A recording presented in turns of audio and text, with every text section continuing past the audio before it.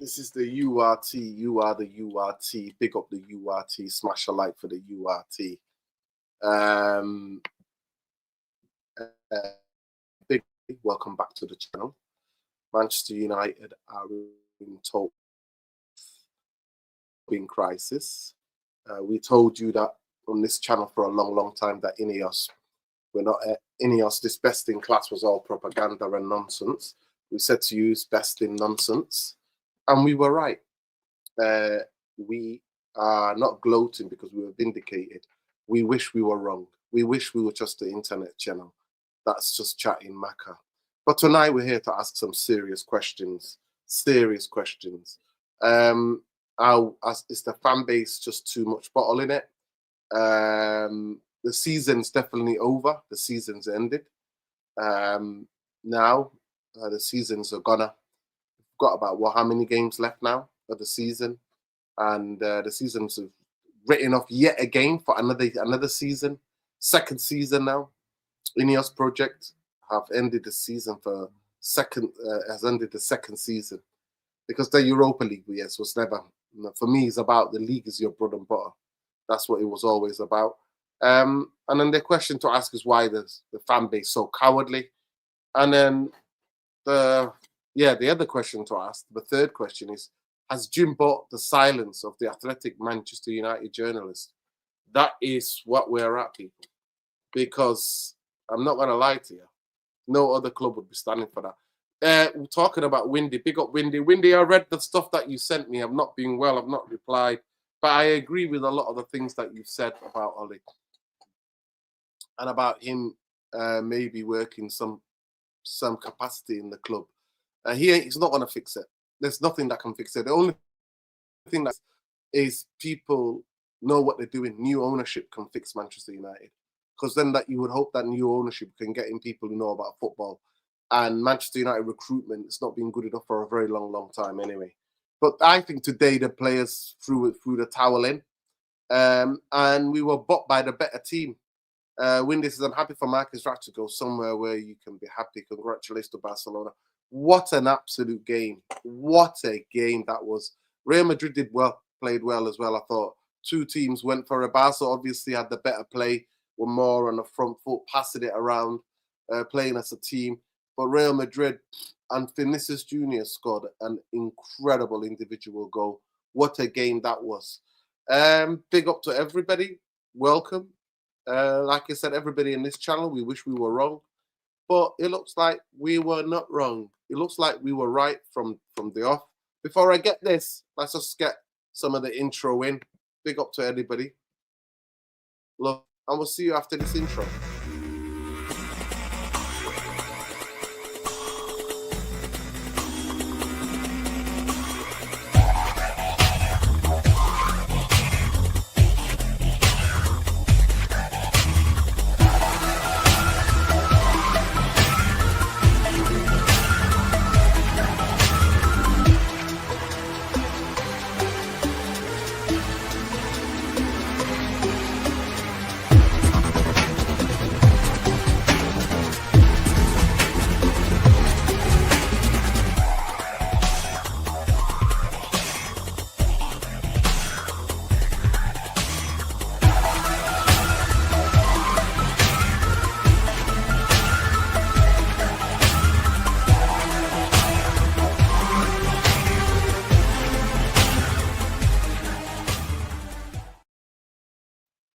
Yeah, Lacey has no reason to apologize. Big up to Khalees from Medin Lassie. Please make sure you follow him on X at Khalees from Medin Lassie, Chief of United Real Therapy.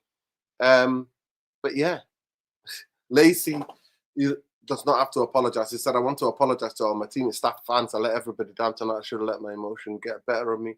I'll do have to make them right. Listen, you were the only bright spark. You were the only spark. The only spark. Yeah, you were the only spark. So you'd have got nothing to apologize. Manchester United will play 40 games this season, the lowest number in 111 years. Well, there you go. But you know what, Andy? You still support Jim and Ineos, though, don't you? You're still with this bullshit, aren't you? You're still not.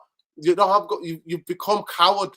You become de facto Glazers in now because you're supporting Jim, and you won't say a word to say about Jim. You've got not a word to say about Jim and the best in class. All this nonsense, absolute nonsense. Lacey for me has got nothing to apologise for. Big up to Windy. She says we're finished. Yeah, 100%, Jamie. You were like majority of us on this channel. We were all right. I'm not gonna lie to you, but Andy Mitten, you're a coward, man, and you're on a topic tonight. Was training session for Brighton reserves look. Yeah, and you know Brighton, we lost to Brighton's second team. Manchester United have been knocked out of both domestic cup competitions for the first hurdle for the first time since the 81-82 season. And there you go. Big up to every one of you. Yeah, like Jarvis is about. Jarvis, how you doing? I'm good. How are you? I watched the El Clasico, which was a fantastic game. I'm still not out of the woods. Still a lot of chesty stuff. So physically, I feel weak. But that game cheered me up after the horror show that I watched. I specifically talked to you about the way we should play against Brighton. And I said if we do not get physical with them and play with intensity, then we'll struggle. And that's what it was. Second half, they bobbed us about the park, took us there and everywhere. And Mason Mount on the right wing, we might as well play with 10 players. It was an absolute 23 joke. Touches. 17 passes, 23 for touches. a right winger. Well, there you go. Invisible. That's what I'm saying to you. He brings us a cloak in it, his own invisible cloak, and disappears in a game. And we paid 60 million pounds for that guy. 60 million pounds for that guy. So that just tells you. And he got are we blaming Mason Mount? He's not a right winger. No. Why they have to be he didn't put bring him on the right in. wing? You know, it was like I have to say, Nuruddin, just to be honest, when it came to the setup from Fletcher today, it's mildly to say naive. You know, that was really poor tactically set up. And how we tried to win this game. And I would say Fabian Hürzeler, the young German manager, you know, he schooled Fletcher today. You know, it was so simple. He exploited Dogu because Dogu effectively played as a winger. He didn't play as a fullback. So there was a lot of space behind Dogu all the time. And they put that guy who scored the first goal, what's his name? Gruda. They put him in behind. He was always there out. He was always open. And you know, Martinez had a terrible game because he had to defend the wide areas. We know Martinez is not a good wide defender. You know, it was so simple for Brighton, and they had a couple of good players tonight. I have to say, I have to commend Pascal Gross. You know, that's a type of midfielder I like. You know, he's calm on the ball. You know, he's levels above all of our midfielders. How old is he? 35? Yeah, he's just come back. He's literally come back from Borussia Dortmund. Dortmund bought him, and Brighton recognised, damn, we made a mistake. We need to bring him back. And they bought him back. Yeah, and he's good. You know, they have these type of players, you know, that comes in and carry this team because they have a lot of young players. But Pascal Gross for me was I think it was man of the match. I know this Gruda guy was really good, and Welbeck was fantastic. Steele had a good game. So a lot of these players are actually levels above. Second half, Jobs. The second half. Oh. We huffed and puffed, but we don't have the quality. That's the problem. Yeah, the second half they took us apart. It took us till the 80th minute to have a shot on goal worthy.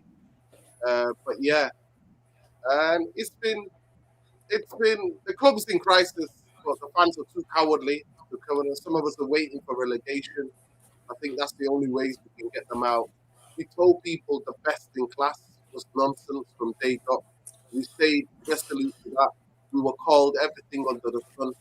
And now Jim, the rat Glazer, has brought out some of the journalists in the Athletic for sure. That talk articles, I don't trust that at all. I do not trust that because what Ineos sacked the guy because he threw his dummy out the pram with no plan whatsoever. So now we're waiting for them to interview. We had an interim, then they're waiting for the interim to be interviewed. And I genuinely think Ollie won't be able to fix this. The players have checked in, they've checked out. You saw it today, their attitude, the body language wasn't there. They checked out completely. And I think this mess is only going to get worse. Champions League games, you're having a laugh.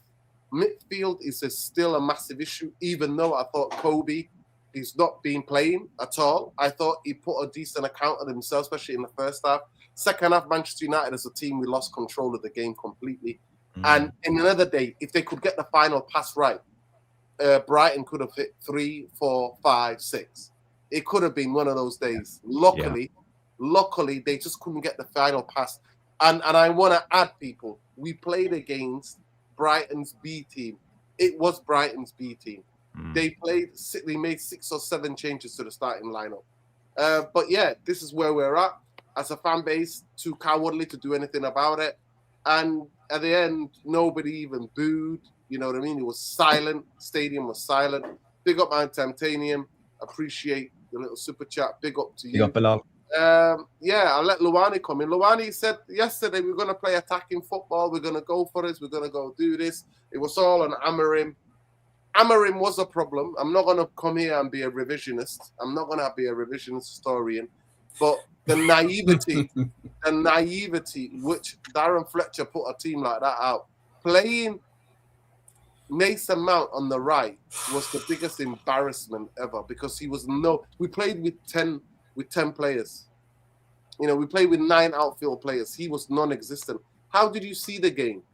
And what do you think the club, in terms of the club, are the club in crisis? Is there chaos? Are we making this up? Are we just waiting? We still got no news of this interim. I'm still crazy. It's the only football club where interims have to be interviewed. It's an absolute joke of a football club. But give me your 2 pence. Yeah, 100%.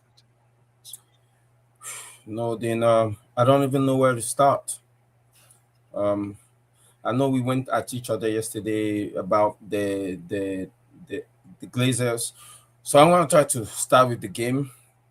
I was looking forward to seeing some free-flowing football, but the issue is our defensive shape of the ball is horrible at times. I don't know if we were pressing. I don't know if we were sitting in a mid block. We certainly were not low blocking. We didn't do any man for man. And you brought up a very important point, the shadow pressing thing. Yes, we were still doing that. Cunha was not picking up anybody. Bruno was not picking up anybody. You see on their first goal especially, everybody will talk about how bad Dalo was, but especially on that first goal, Dalo have to talk in, because it's a domino effect of the fact that our DM got dragged to the left-hand side, Kobe Mino, and especially Ugarte. Ugarte was almost up the pitch, right? Him and Kobe Mino they got dragged all the way to the left-hand side. And Lenny Euro had to be aggressive on the I think that was Rute. And when Lenny Euro went aggressive, Dalo have to talk in almost as a center back, and that left all that space for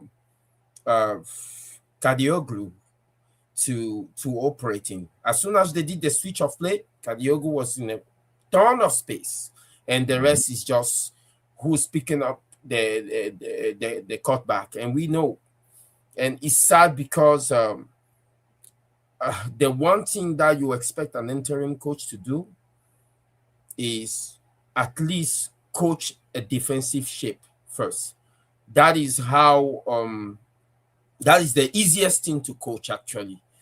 Maintain a defensive shape, and little by little see if we can put in some pattern, or at that point you earn the right to go win a game of football.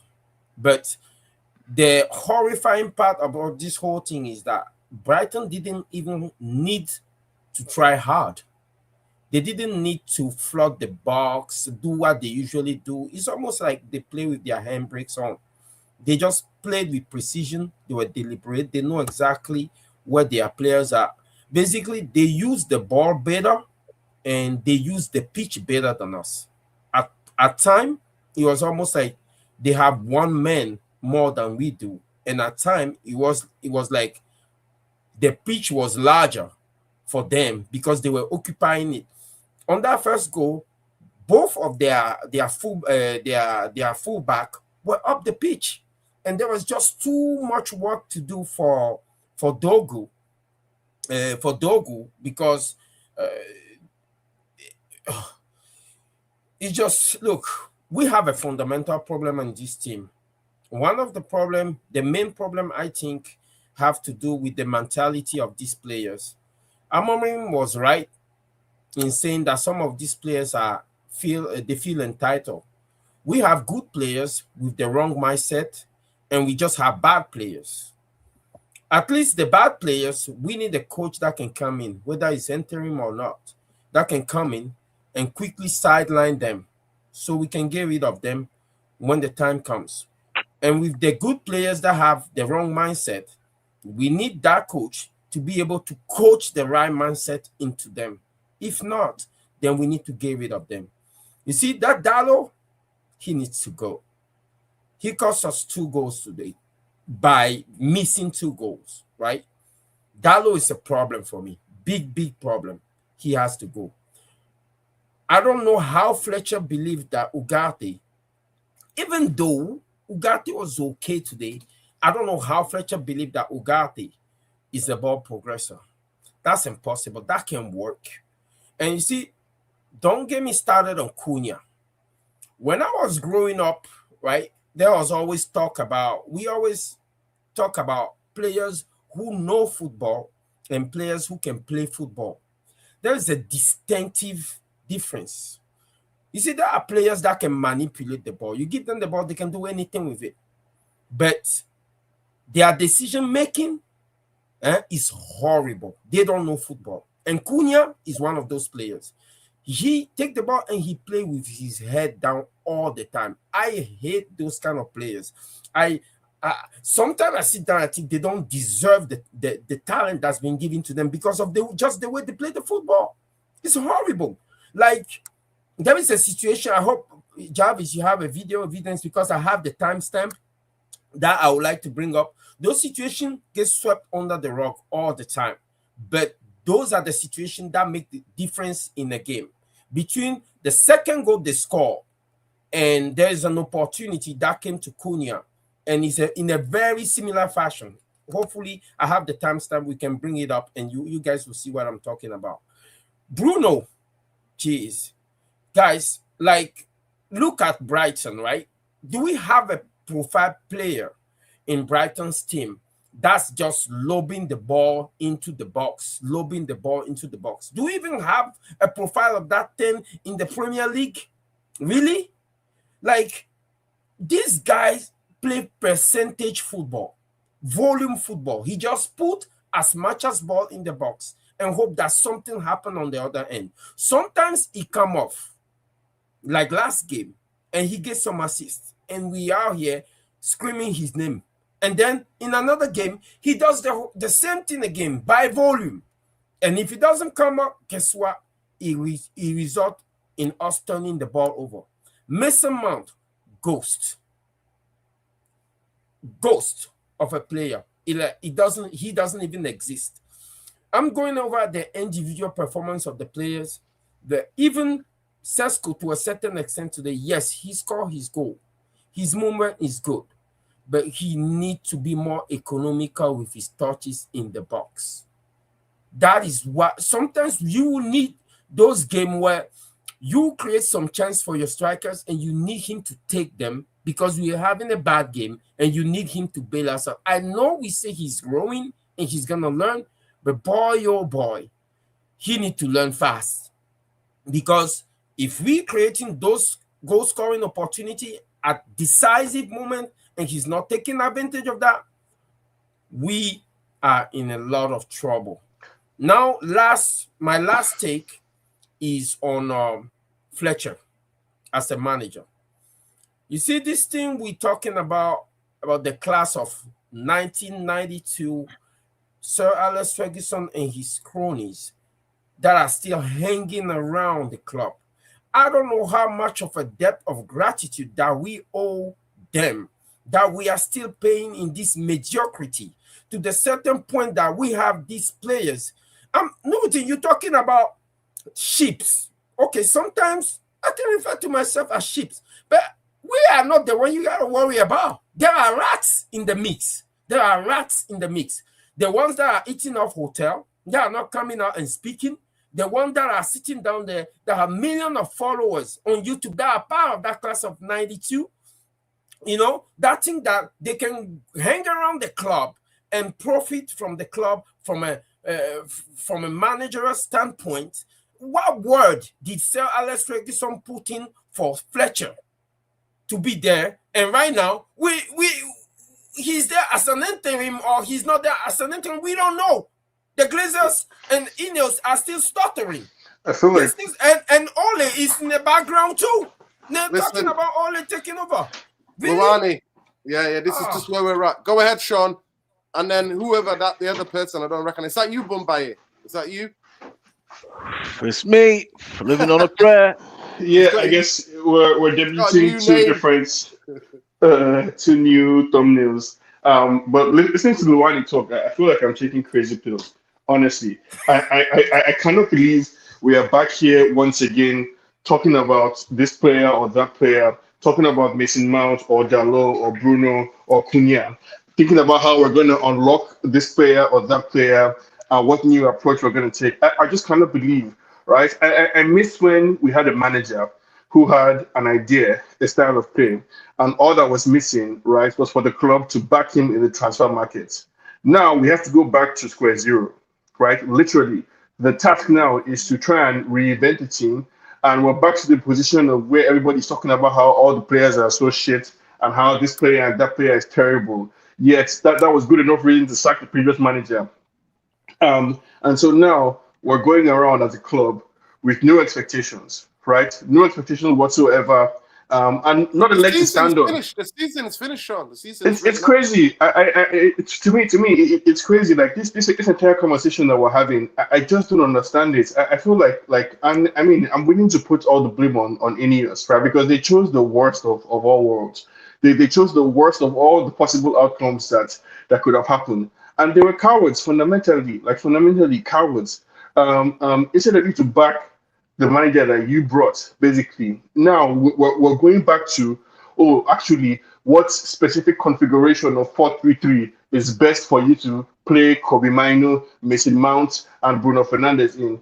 I thought we had found, as in watching Mason Mount play 60 minutes at right wing today was crazy. Like we had found the solution for Mount, right? We had finally found a way to get the best out of this 50 million or 60 million pound experiment that we started. That was as one of two number 10s and subject to rotation.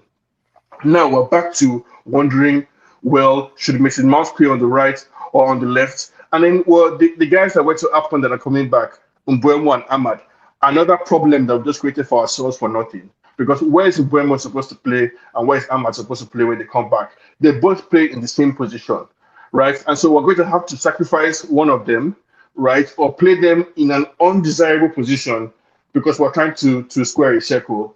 I just feel like honestly, like this, I've never felt as bad as a United fan as I do now, right? And I think my anger is in many different directions because where we are right now, it's utterly pointless. Like the results that we saw today, pointless. There's no direction that it seems like the club is going or that we can go. And I don't feel like any of these critiques of any of the players, as far as I'm concerned, are invalid, right? Because why didn't we just back the manager that we had, essentially, and give him the players that he wanted? And so now, we're supposed to bring in an interim. What is this interim supposed to achieve now? This interim that we're bringing in is supposed to do what? Get us to the end of the season without relegation, right? Or get the team playing well, despite the fact that there's no chance that he will get the job? Or do we do the same thing that we did last year, go and bring in a permanent manager halfway through the season?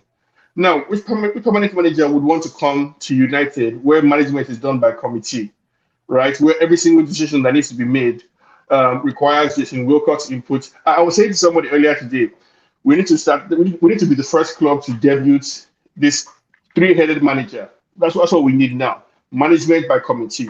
Gary Neville, Paul Scholes, and Jason Wilcox together should combine and form one manager.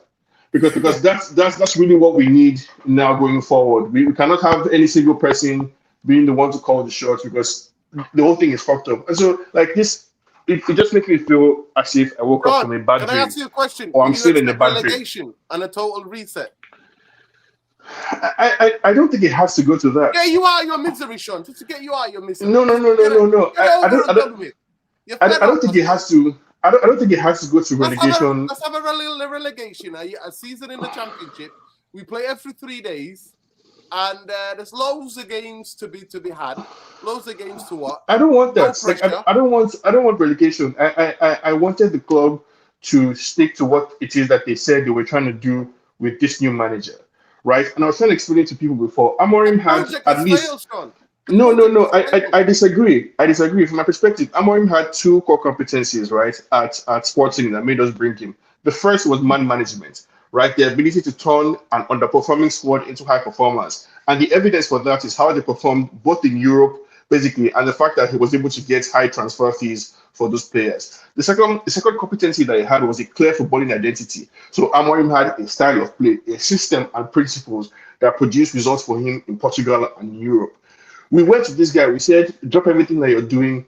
We celebrate your significant win against Man City in the Champions League. Drop everything that you're doing. We'll pay your club £10 million. You have to come now, right? Amorim came. After 2 weeks, he looked at the squad. He looked at the league. He said, guys, the storm is coming.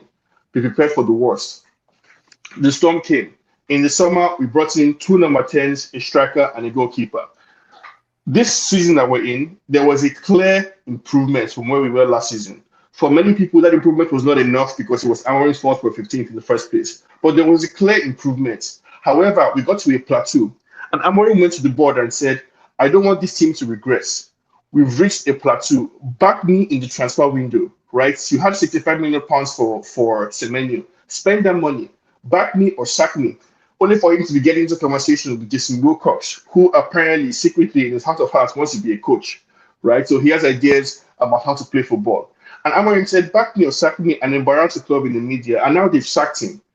So now we're here, right? What is and this Amorism revisionism about, though? It's not revisionism. It's not revisionism, Luani. I'm giving you the facts. By any observable metric, Amorim improved the team from this year to last year. It is a fact. So you can tell me that 15th in the first place wasn't good enough. But that doesn't change the facts, the FACT fact that Amorim improved the team, right? He did improve the team. And we got to a plateau and he said, club, you need to back me. You brought me here for a reason. You need to give me the players I want to play, the system that I want to play, the ideas that I have. The club said, no, we know best how football should be played, and you should play a 4-3-3, right? Okay, and that's what he meant. How did he improve the team? What do you mean by how? First of all, okay. First of all, did he raise the value of the players? No. So first of all, our position in the league is improved. We scored a lot more goals. The raw stats, right? People don't like stats. We don't like stats. We don't like XG. We don't like any hard data, right? That is observable and measurable. We like our feelings, right? We like how the manager makes us feel, how a game makes us feel. But I'm telling you, the facts are, Duani, that Amorim had improved the team. And I'm acknowledging that we got to a plateau. We got to a point where it seemed like we were about to regress. And the manager went to the board. He said, I need players for my system, right? I've gotten this team so far. I need to take the next step. And the club said no. Instead, play a 4-3-3, right? They were listening. That's what he meant by, if you can't take the heat from Gary Neville. Every single decision this guy made was being second-guessed by Neville, by Paul Scholes, by the fans, and by the people in the background. And so now that we've sacked him, you're going to tell me, Luani, you and all the other people who wanted Amorim out are going to tell me that we sacked Amorim for poor results, but despite that, I should not expect any improvement from the next person, right? That's what you would tell me. That the next guy, whether it's Fletcher or Scholes or Carrick or Solskjaer, shouldn't be expected to improve the team or to get any results because the team was shit anyway. Make it make sense to me, please. What are we doing here as a football club? I never said that we shouldn't be expecting any improvement from the next person. I just know that the next person is coming under different circumstances, okay? The mandate is different. He's coming as an interim. What? And it's a different Interim for what? Interim for what? What is the mandate? Not Been able to put together 3 wins in a row. What are we talking about? The results have been up and down, up and down. We are 3 points closer to being 14 than to be in the top 4. I want to hear from how did that improve after finishing 15? I want to hear from Bumbaye. We can get into this. Bumbaye, how did you see that? You've changed your name. Let me just tell the people. Inept, nervy, exhausting, obtuse, surrender. Ineos. That's the acronym, Inept, bro. nervy, exhausting, obtuse, surrender, Ineos. Wow, that's your new name. I love it. Big up to you, though. Talk to me. How did you see it? How did I see it? Well, I didn't really see it. I tuned in for about 15 minutes. Thank God you did something different. And thank you know what God. I did, bro? I went and played Mario Kart with my brother. Best decision I've made this in 2026. What a pile of shit, Man United are. Garbage. Useless team, man. Fantastic. This whole thing is we're just scraping the bottom of the barrel. You're back to 0. The whole club is a mess, man. It's a joke. You've sacked a guy you should have kept on to the end of the season. You're bringing in an interim for what? To do what? The only reason he's been sacked is because he called them out because they didn't back him. End of story, man. That's all you need to know. That's the end of the story. That's where it starts. That's where it ends. Good luck to him. I'm glad he stayed and got himself sacked and took the money. You're not going to back me and you expect me just to go out there, roll this team out, or change completely the way I want to play because you don't want to give me the players to play. No, I'm not doing that. And this whole Glazer shit has done this before. They did it to Jose. They brought in a player for Oli that he didn't want. Ronaldo came, Ronnie did his job, but he killed Cavani, and Cavani was mint. Do you know what I mean? And they brought Sancho in. Managers are just not being able to do their job. You're bringing guys in, paying them big money, and telling them how to suck eggs when you don't know how to. Another season's over. It's over. Bro, check this out. Manchester United, by the end of the season, are only going to be involved in 40 games. 1 League Cup out at the first hurdle, FA Cup out, and now you got the rest of the season to do what? Bro, I don't even want to talk about players and systems and shit. It's the same shit, man. The players. I'm surprised. Two game in after Amorim left, right? And we're having some kind of revisionism as if he didn't lose us the Carabao Cup too, right? To Grimsby, by the way. What are we doing? He got you in his plan. What plan that they've got? They sacked him, no problem. What plan did they have? We're still waiting for an interim. We can talk about that separately, but the Amorim revisionism is the one I'm not accepting. We can talk. You can't talk about it separately, Luani, because if you're sacking Amorim, then you have to have a plan. Yes, you can. What separates? Like, so what are we doing now as a club? He has been sacked, and we are 3 points off 5th place. The players are coming back. And to be fair, Bumbaye, we're 4 points off 15th as well. If you want to half full, half empty. That's fine. Half full, half empty. But Dino, that's the season. We're no different. The only team rolling properly is Arsenal. It's one of them seasons. Our players are coming. Bruno's back, Mount's back, Mbumo's back, Ahmad's back, Maguire's back, De Ligt's on the way back. We need them players big time. We're desperate for them players back. Already, it's bad enough you don't have players in very important positions to do the system. That's been set in stone. You, Jarvis, all of us have been talking about this. People in the comments since this whole shit began. And now we're getting our players back. And to be fair, before we lost the players, we were doing all right. I thought we were doing all right, personally. Hey, I don't know what you saw. I've got to show you some stats about this football club in a minute. But I don't know what you saw of the game, but what impressed you? What didn't impress you? What were you looking at? What can we make of this game, right? I mean, more will go on, but like I just want to say quickly, what can we make of this game? I think I saw a 4-4-2, right? One day Bruno Fernandes was playing as a deepest midfielder. Now he's a supporting striker, right? Matheus Cunha looks lost effectively as the outside left winger. Mrs. Mount to me looks wasted on the right as well. Put Kobe, like saying Amagi, right? And we put him into the team, but the team isn't set up properly, basically, to get the best out of him. And now Sandro Martinez effectively is our most creative player. I want to ask the panel, when Mbeumo and Ahmad come back, where are they supposed to play? Right? How are we supposed to rotate? Nothing, because it's about midfield. Manchester United need to recruit centre-halves that can play in a 4, and Manchester United need to recruit 3 midfield players. So a new project, right? We need to start again. With Amorim or without Amorim, you So always Dino, had to do this. Sean always had to do this. Makes always. a good point. You're not getting them players. With Amorim, without Fletcher, without whoever they the need coach them. is. They need them. We need to fix that midfield. We need to fix that. He's right. We're not getting them though. So you've got the rest of the season. You definitely have Europe to play for you. Not like we're going to do anything in Europe anyway. You're going to get there. 8 players short. 8 players with decent who can play modern football are short. 8 players. And we said that when Amorim first came in. We said if they didn't back him in that time, in that January, with 3 players at least, and they didn't back it up with 7 players in the summer, and they didn't back it up with another 3 players this window, we said it's a failed project, and it has become a failed project. Boumbaye, I need to go to Jarvis, so make your point, or we'll go to Jarvis. So if you're saying like it's set in stone that you needed players, he didn't get players. I always said that the players of Manchester United are overhyped. They're not that great. They're fine. So he didn't get players. The only reason he got sacked is because he called them out for not getting anything. Correct? Now he's gone. Yeah. Okay, now he's gone. You don't even have. You can tell it's a knee-jerk reaction. It's a reaction. This is not a proper business person thinking things through in the interest of the club. It's a reaction. You're fighting us in the media. We're sacking you. All right. Now they're giving you Ole Gunnar Solskjaer and Michael Carrick. They didn't buy nobody. You didn't buy nobody. What's changed? What's changed? You're back to zero.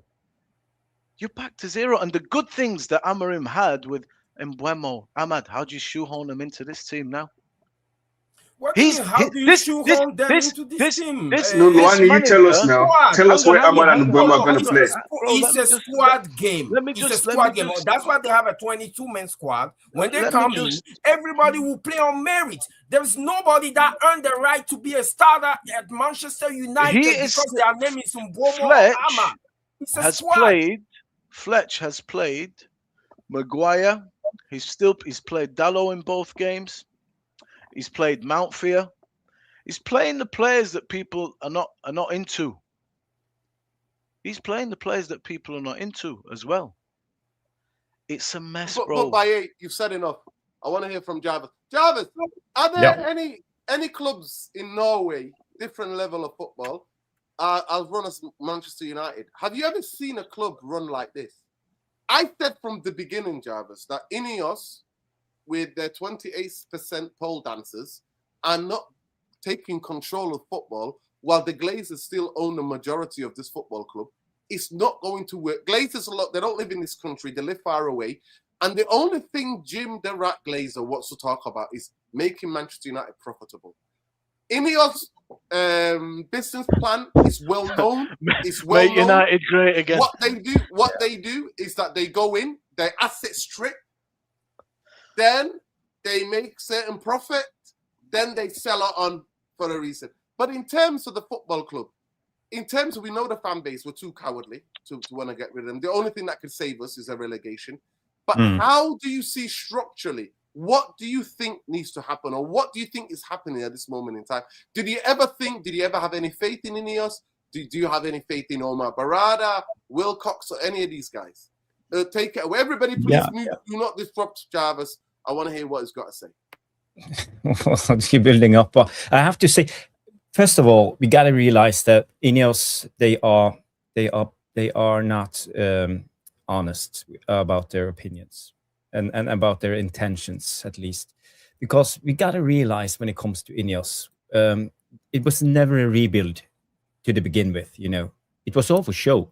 Ineos had no real intentions of backing Amorim, and they were never serious about the project. You know, and because being serious would have meant that they would have put money where their mouth is. They would have signed a lot of players for Amorim. They knew he needed wingbacks. They knew he needed number 10s. They knew he needed better centre backs. All of this, but they didn't. And when they were exposed, they sacked him. So again, they are bluffers, and people got to realize Ineos are bluffers. And for me now, with the protests coming on, all the Man United fans of the world need to gather and get our voices heard, because it will continue like this. They will bring in another manager in the summer. Everybody will cheer. We will think it's now, really it begins now. But in another 18 months, they will sack him because they don't have any money to back the manager. And look at us now. We have a director of football. We have an inexperienced clown in Wilcox. He's been the youth coach for Manchester City. He has no experience at all. Look at other big clubs. Look at Manchester City.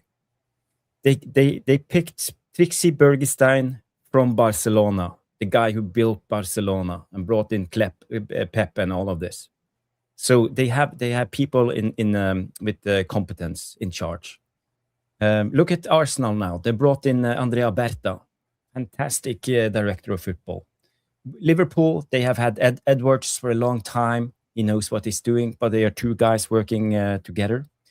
We have Wilcox and we have Berada, and none of them knows what they're doing. But I think they are in the job because they are easily manipulated and easily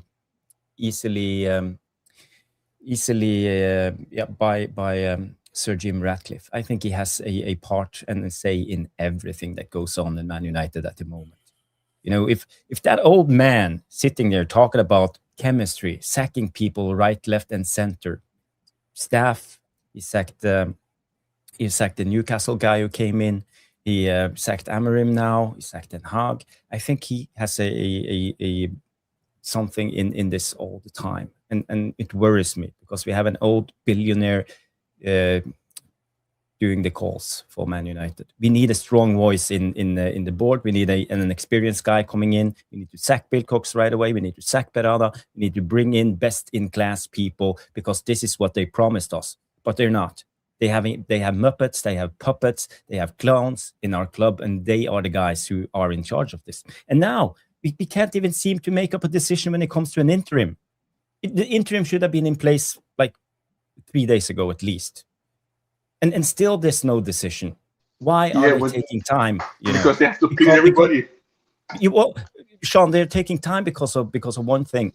They are trying to stall, to drag out everything. They want January to pass so they can go on without signing any players and spending money, because they want that extra cash in line when the new manager comes in, so they can say that they would have backed him with 3 players or something. I think it's even worse, Jarvis. I think it's even worse. I think it's incompetence. I think they are scared, basically, of their own shadow right now, and they are looking for the manager that would appease every single faction of the United and media fan base that exists.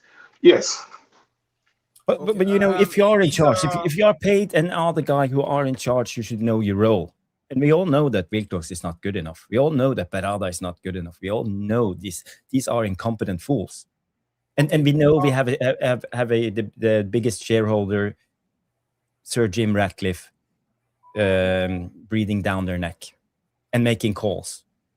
And he has no competence at all when it comes to football, by the way. Guys, I have a question, right? As the current squad is constituted, with some of the guys coming back, do you guys think that top 4 is an attainable objective? I think whatever possibility they existed for getting to top 4 has been destroyed now. Now that both the fans, the media, and I promise you the players have no idea what direction the club is going. This idea that the players, because we pay them a salary every 2 weeks, right? They can turn off their brains and become robots. They can become just machines that can execute a pass and a cross and everything. The lack of confidence, the indecision, the confusion, it affects the players too. So we're going to see a lot more of what we saw today, because like all of us, the players themselves have no idea what is going on in this club.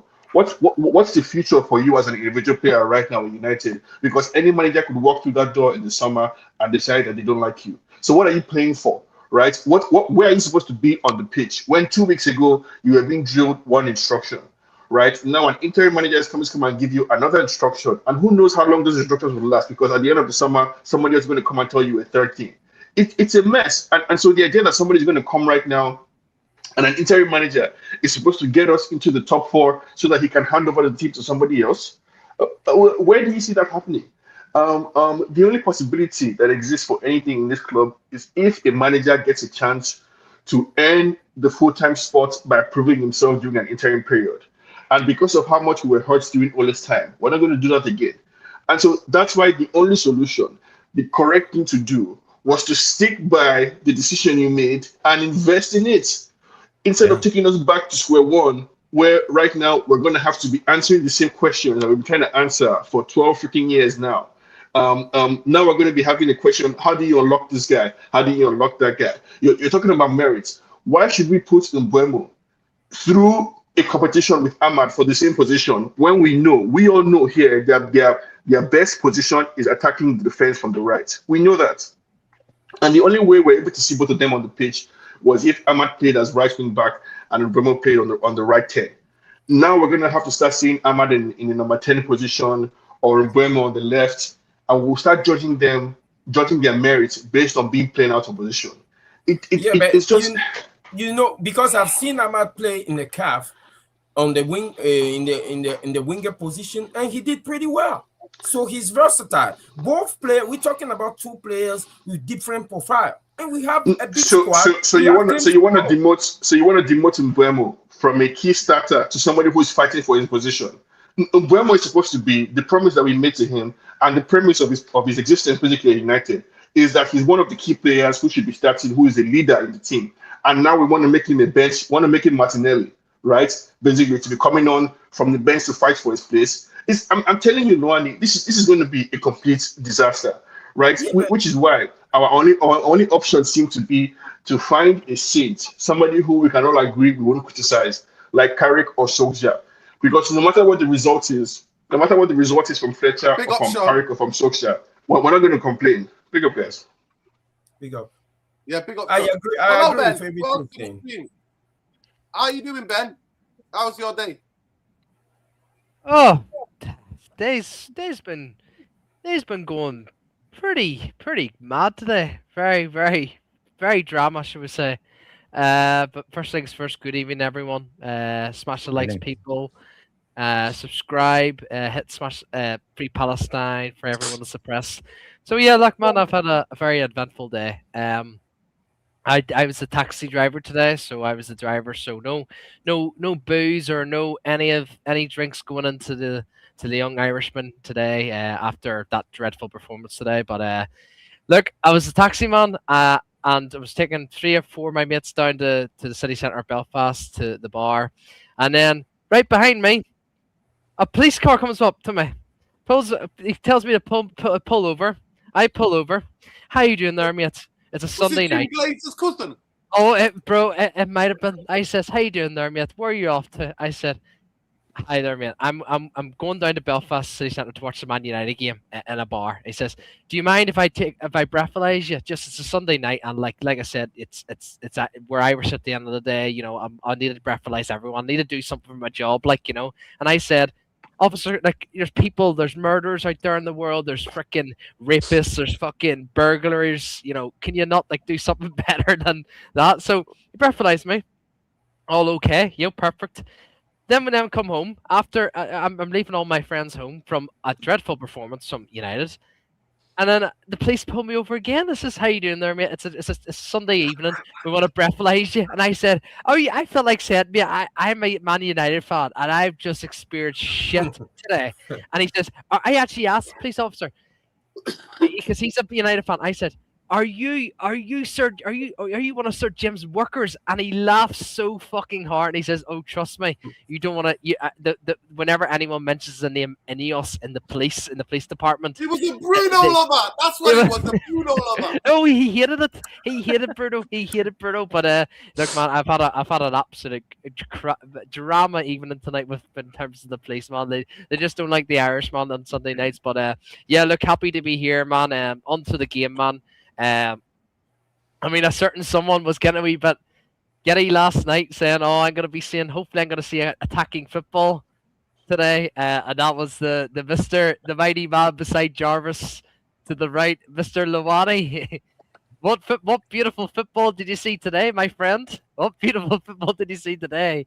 And like I said, it just goes back to, I can't even argue anymore. I can't even get annoyed anymore. I could just sit here and just say I'm a happy, I'm proud Man United fan like at this moment in time, because I've like, as a fan, for me, I've not been gaslighted. I just know what's going on with my club, man. You come to acceptance. That's where you are now. Acceptance. Yeah. That's the word. That's the perfect word, Jarvis. And like to see like Old Trafford packed today, like no one giving a shit about about the owners. Obviously there's one sign today saying Jim isn't. I don't know what the reading was, but big up to that fan who has that sign up. But look, like Jim I said, can't fix it. Can't fix it. Yeah, he can't fix it. Mm. Yeah. But big up to that fan, man. And like I said, I just think we're just gonna be in this dark path for a long, long time, because no one's taken any action from these vultures. And look, people are getting giddy from Luis Enrique getting linked to away from PSG. He ain't fixing shit, man. He ain't fixing shit. And like I said, I can go in on the players today. Like, the players are a fucking disgrace today. Like, people say, why do we play 5 at the back? Why do we play 7 at the back? Why do we, I'm just seeing the same shit every time, man. Doesn't matter. Like, Jarvis and me were like the last people, like probably the very last few people that were Ten Hag in, and we said that no coach is going to fix this team unless the rotten core. Yeah. Yeah. I forgot about you, Sean. But no coach is going to fix the core issue of this football club until you fix the cancer of the football club, and that's the Glazers and anything else, man. But look, I just want what's best for my club, man. I mean, bless Said, man. He was at the game today, but we just need to do something, people. Like, I don't want to like just go through another cycle of this shit again. And you know what? I was happy at the end. Like, I don't want to see Man United losing, but I was happy to see us losing, because at the end of the day, people, when we win the FA Cup, you get £10 million, right? 10 million British pounds, and that 10 million British pounds doesn't go to the wages. It doesn't go to any of the structure for like the transfer window and stuff. It goes to their pockets and their private jets to get it all nice and clean. Go, let's get a wee golden private jet, Joel. Let's get a wee golden private jet, Avram. Honestly, it's a fucking filthy mess, man. And you know what? Celtic fans have just proven, and they're actually trending right now. Celtic fans have just proven every single one of us, like, in this fan base, wrong, because we are a disgrace. And 1958 can hold themselves up to shame, man. Like, why are we doing this for money? Why is money involved in this? Like, why do we need, as fans, to pay you to organise something when we can organise it ourselves? It's nothing to do with money. It's nothing to do. That actually sounds like a Zionist. Sounds like a Zionist asking for money, man. Stop that. We want our club back. We love the club. We fucking need it back, man. We haven't had it back since Sir Alex. We must unite as a fan base. Big up, everyone. Big up. Big up, Ben. Time, space, continuum. You've been on this channel for the longest back in this regime. I hope you now understand what we've been talking about, majority of us. It doesn't give us any pleasure. It genuinely doesn't. I wish I was wrong about everything I've said about Glazers, everything I've said about Ineos. I wish I was wrong about players, individual players who've been here taking the piss for a long, long time. I wish I was wrong about all of that. I'm just a guy who lives in South Central Manchester. But unfortunately, I'm not. I'm not. And I wish I was. Irfan, how you doing? How did you see the game? Do you know, I think you're all right. If I was on the channel yesterday, I would have helped. Come by 1 second. We'll get you outside before you go. Irfan, go first. If I was on the channel yesterday, I was at dinner. I missed it. I would have helped Brother Lawani fight all you lot. Yeah, I would have helped you, brother. I felt your pain yesterday with all this. Just bullying you. Yeah? This channel is called United Real Therapy. It's not called United Rant Therapy. And stop the ranting. We're therapy. Therapy is the point when you give people a little smidgen of hope to feed, to feed the soul back down to a gentle place after this misery. That's what it's supposed to. Yeah, but we're telling the truth. Luwani was telling the truth. The therapy, the most important thing is the truth. Luwani was telling the truth yesterday. He was false hope, man. Yeah, like we're gonna play attacking football today. Luwani, next time. Yeah, we're gonna play attacking football. Don't worry about it. What about the competent director of football we have and the competent listen. potato head? Obviously, look. You can blame the management you can blame the owners all day long. Yes, they're at fault. But now that the Joker is gone, now we look at the players, okay? We never take our off the team, off the owners. Of course, that's the big cloud over our head, but we have to look at what they're doing on the pitch. Now these guys have gone, right? Now we're looking at the pictures because the clown has gone. Now we're looking at the players, the cover has gone. And I watched that team, and it's a fragile team. So fragile it is, okay? Right, now look at them today. We were outplayed today. Outplayed, okay? Fact. Their passing and their control of the ball and their decision-making in the final third is way better than ours. We are a moments football team on Mbumo or whoever, Ahmad occasionally, sometimes, but we're a moments team. We're not a team. We know how to open up teams. When they went 5 at the back, I knew we were not going to win this game. No chance, okay? Because they know our team hasn't got the secret moves to open up a defense. They know they haven't got that. The amount of ball we get in the third that we waste is just a joke. It's unbelievable. We waste it. Every player can think of. Kuna, Dogu, Bruno. Look at the crosses. How many went straight to the keeper's hands? How many went over? So look at the clown footballers. Don't just look at the management all the time, okay? So look, I watched them yesterday. Efan, just a quick question. You got a 35-year-old Nuruddin that we let go. Just a quick question. Yeah. Did any of these players bring themselves? Did any of these players pay themselves, put themselves on the football? Nuruddin, they are all on. Where does he go back to, Efan? Where does he go back to? Did these players bring themselves? Yeah. So hang on. So let's just say, yeah. Nuruddin, I believe, right? Listen, I don't know who that manager is, but I look at the quality of these players. Half of them I would get let go of straight away, but half of the quality needed to at least compete in the Premier League. Okay, right. That defense is one of the worst defenses I've seen because look, they brought in 3 attacking players last year of stupid money, 250 million, because we weren't scoring last year. So they addressed that. But these morons didn't understand that you also need midfielders. They didn't do that. Okay, right. And then you had the clown playing the wrong system with these players. Now, I still believe, looking at those players, a competent manager can do a bit better. He may not win all the games, but he'll do better than this clown that has gone. Okay? Right. So, Nuruddin, it goes back to the Donald Rumsfeld quote. Unknown knowns, unknown unknowns, known unknowns, known knowns. Efan, he got so laughed at. That was the clownish unknown. We know who owns the football club. We know who brings players in. They're not going anywhere, bro. They're not going anywhere. They're not going anywhere. And now, I don't know, but we're not going to have to stay quiet about it. So that means that's what I'm saying. But you guys keep calling out the Glazers. But Efan, listen, I can say the same to you. Just because your politics, you can't say a word about what's going on in the world. No. You can't say a word. What are we talking about? Guys keep going. No, you guys start the revolution to kick the players out, to kick the owners out, and me and Luwani will talk about the football decisions that the football bits they get wrong on the pitch. Today, Darren Fletcher got schooled. He got showed up why he's on the 18th. Yeah, because he's not a manager. He's a flipping rookie, man. Look. This is what the players. Listen, the players. I've just asked it in the people. You smash a like on the video. Yeah. Come on, man. And I'll let you come back in there, fan. People smash a like on the video. Channel is shadow banned.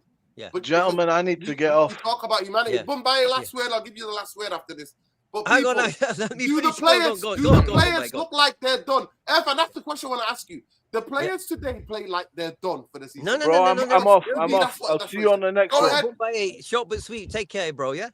Take care, Bombay. Yeah, bless you. Look, United is fragile FC because I've been asking myself when I watched that game today, what is the effect of Amarin going just on the players? What do I observe watching them? Because obviously you've got all the stuff in the background, but then you have to look at how did the players play, knowing that their manager has been with them for a year, has gone. What effect does that have on them? Okay. You have to look at that. And that's the things I'm trying to explain to you. I know we want to look at all the things above them that these clowns haven't bought any players. But I'm looking at the players on the pitch. That's all I can do. And looking at them, Nuruddin, they're fragile as hell. You even had Martinez. He doesn't look half the player. Euro's gone, finished at the moment. He's on bad form. You saw the clown Dallo with those chances. You see what he's like. But he could say, at least I made the runs. At least I got in that position. We can only win when we have individual moments by Mbeumo, Ahmad, when we've got all of them playing against that's what we've got to commit. As soon as they're gone, we are massively exposed. We are exposed. We can only our squad is not big enough to compete in the top half of the Premier League unless everybody's there. And then the squad is exposed when these guys go. They're massively exposed. Okay, but I see. You don't see it. That's a squad where the most unbalanced. We have zero structure. Nuruddin, how many times have I said to you, we have players past it, and we have players who are still test tube babies, for want of a better word, still young. We have players past their peak, and we have players before their peak. We only have 1 or 2 players around their peak. That's it. And those players that are around their so-called peak, they're not good enough. So it's completely unbalanced squad. But like I said, this is where we are. This is where we are, Nuruddin. Look at Nuruddin. It's funny that whenever we play teams that are like the Brightons and these Bournemouths, right? Or these even Burnley, you see these short 5'3", 5'4" footballers who are very fast and hold the ball. When it touches their shin, it's like glue, and they pivot, bang, next pass, accurate passes. And we always get beat by the short physical press and energy of these these hungry teams that have only got 15,000 capacity grounds. We get slapped by them all day long. I watch it. All you have to do is show any physical strength against us, and you can beat us. Every team knows that. Every team. Because we're a weak, fragile team, Nuruddin. And you know that. All the people here know that, okay? And that's what I'm saying. So I'm not surprised by this. I took the defeat. I said, guys, I could see straight away. I mean, to 2-0 up, I don't know what's going through. What's he called? What's the brother called who plays for Brighton? The 35-year-old. What's he called? Pascal Gross. Yeah. Pascal Gross. Yeah. No. The Manchester boy. Come on. The guy used to play Danny Welbeck. Yeah. What do you think Welbeck thinks when he comes back to the Old Trafford saying, "You fuckers let me go. Thank you. 35 and I'm still slapping you across the face." Okay? Right? That's what's happening. You're on meat Nuruddin. No other player scored more goals against a team that is left than Danny Welbeck. Yeah, but look how much common sense and skill and guile he plays with Nuruddin. Look at him. Yeah. He's 35 years, and you know what? It's because he's got footballing acumen. He's got footballing brain. He knows he hasn't got the speed anymore, but he's got the brain still moving. He knows what to do. He glides against us, Nuruddin. He glides. He's 35-year-old. He's kept in good shape, and he shows us. Let's talk about the game. Nuruddin. We got prima donnas, Nuruddin. You know and I know. We got a lot of we got massive egos. Cunha, ego. We got egotistical players. He's the worst. He's the worst. Everything.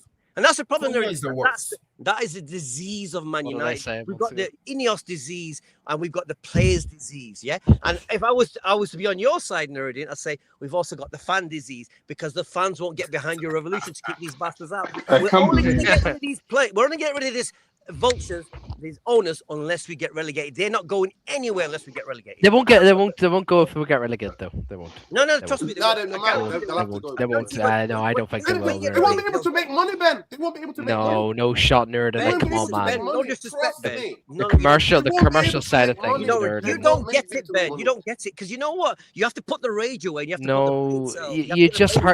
you hurt their pockets, Irfan. That's all you need to do. No. Listen, when you're not a brand that's at the top, when you're not in the news, when you're in the bottom, right? That is when they're going to. We're still a big brand, though. When the share price drops because they're at the bottom, that's when they think about leaving. Our revenue was £900 million last year, bro. That's a world record. That was a world record last year. So you keep saying, hoping that they're going to leave and this revolution is going to happen. I keep saying to you, it's not happening. They're not going to leave like that. I just like having that. The finances drop, and go to relegation. They're not going to leave any otherwise. It's the same with so many. I want to go back. I want to focus on the game. Let's go back to the game. Let's go back to the game.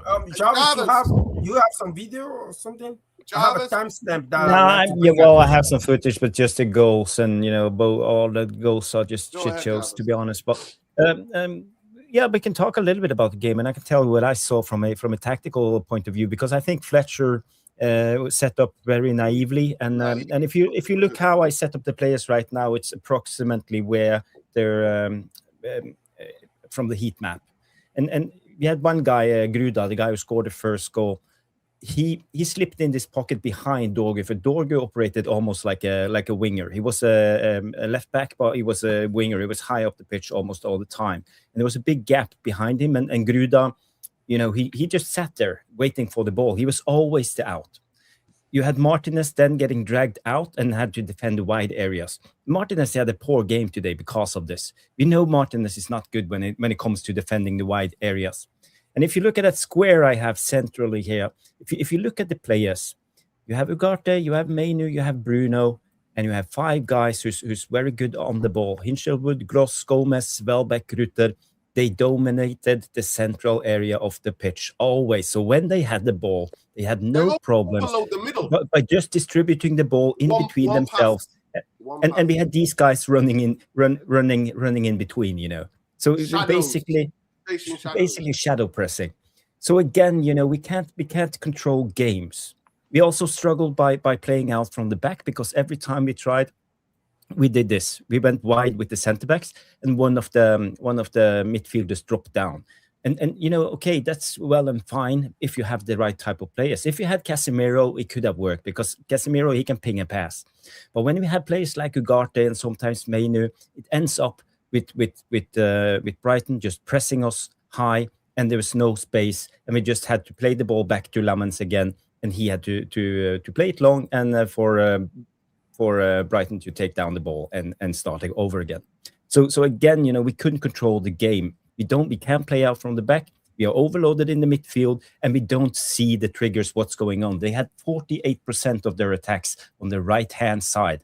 And Fletcher, he stands on the sideline and sees this and does nothing with Dorgu during the full 90s. And for me, you know, that's just naive footballing intelligence. He doesn't know what he's doing. And obviously, he's not a manager. But for me, you know, this is where the game is won and lost. So there's so much thing to talk about, but it's basically basics. And we all feel that we just ran after the ball, and Brighton had the ball and just played it. And we were never really there. We were one man less. What did we say yesterday, Jarvis? If we don't, the only way you bully Brighton is that you have to be physically, play with intensity and physicality. You have to squeeze them and make the game about disturb their one-touch passes. Yes. You have to narrow the Nuruddin, Nuruddin, can you tell me last time Man United did that?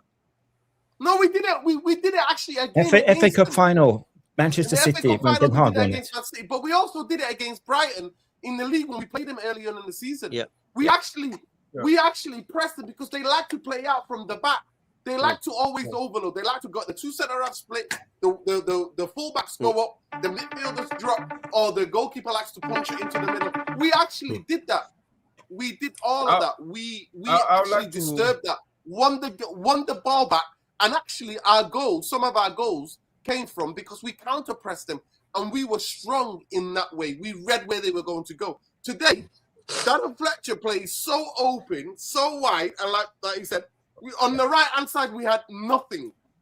Mason Mount had, all the time he was in the game, 70 minutes or whatever he was in the game, he had how many touches? About I think it was 21 or 23 touches. It was a ghost. He's a schizophrenic player. Bruno and Cunha cannot play with themselves. And again, when the subs happen, Bruno drops back into midfield, and then we start losing the ball because, like you said, he's a volume player, and then he will just keep losing the ball. Because he's always trying to make it count.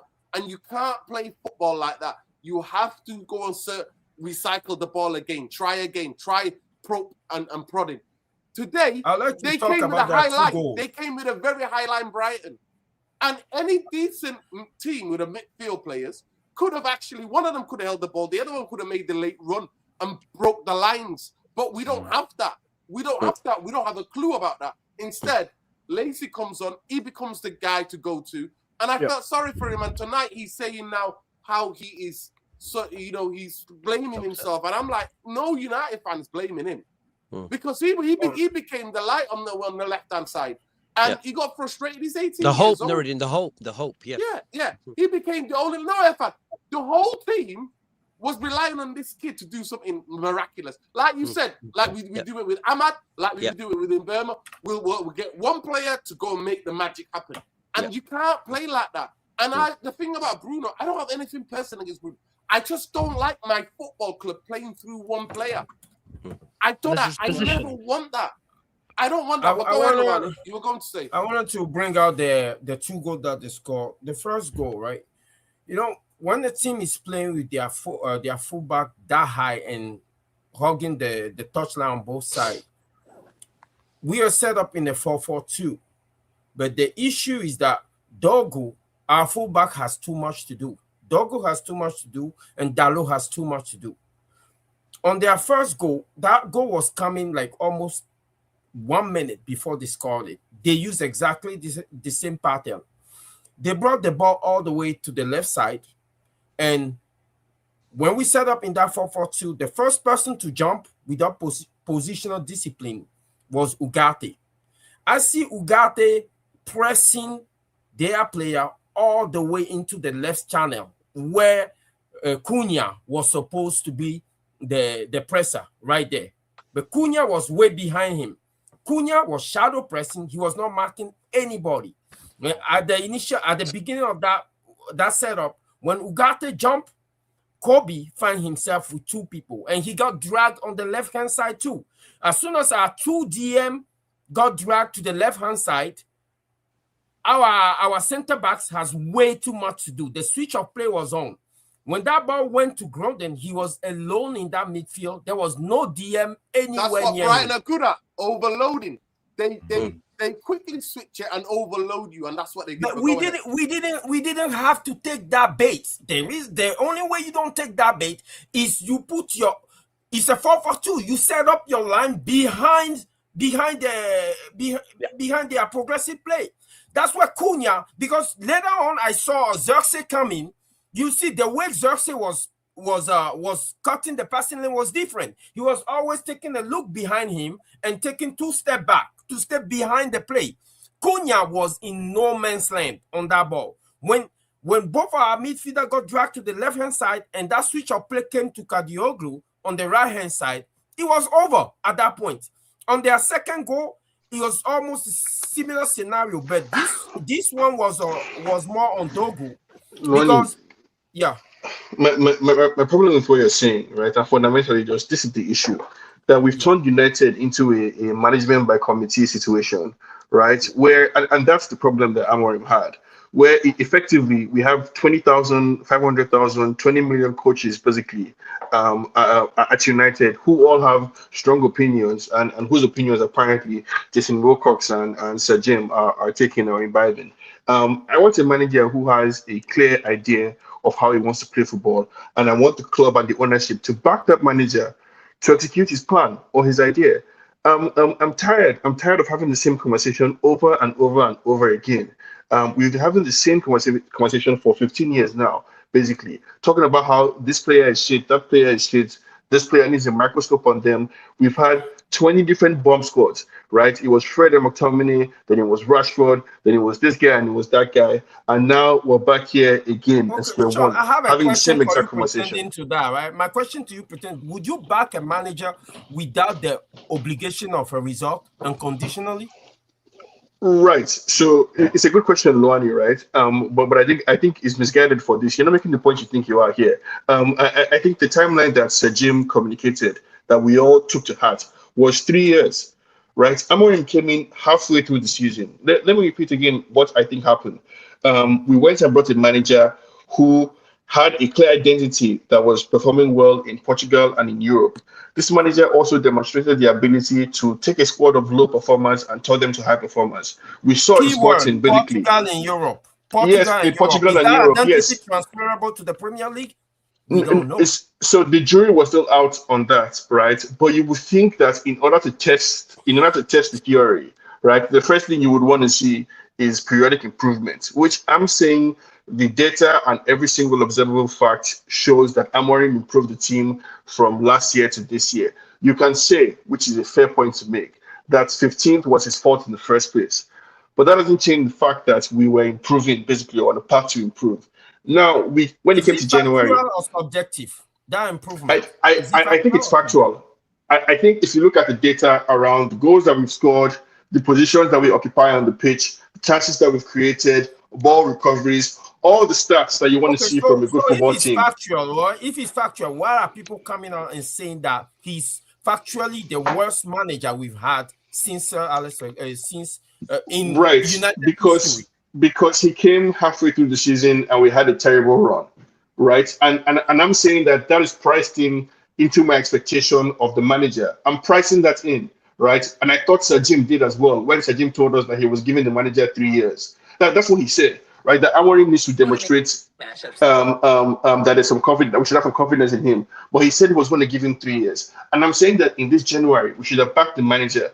Instead now, right? We're going to now have a conversation about how every single player in the team is not good enough to start. And a new coach has to come in and decide who he wants to play with. And he's going to have to say, well, actually, this player doesn't work for me. So I need to go into the market and sign this player. And we're going to go through another merry-go-round in the summer, whether it's for the young or this player or that player. And the manager is going to complain, right? And we'll do the same thing. We'll perform well for one season. Then the next season, the manager will say, back me or sack me. And then they'll sack him. And we're back to square one.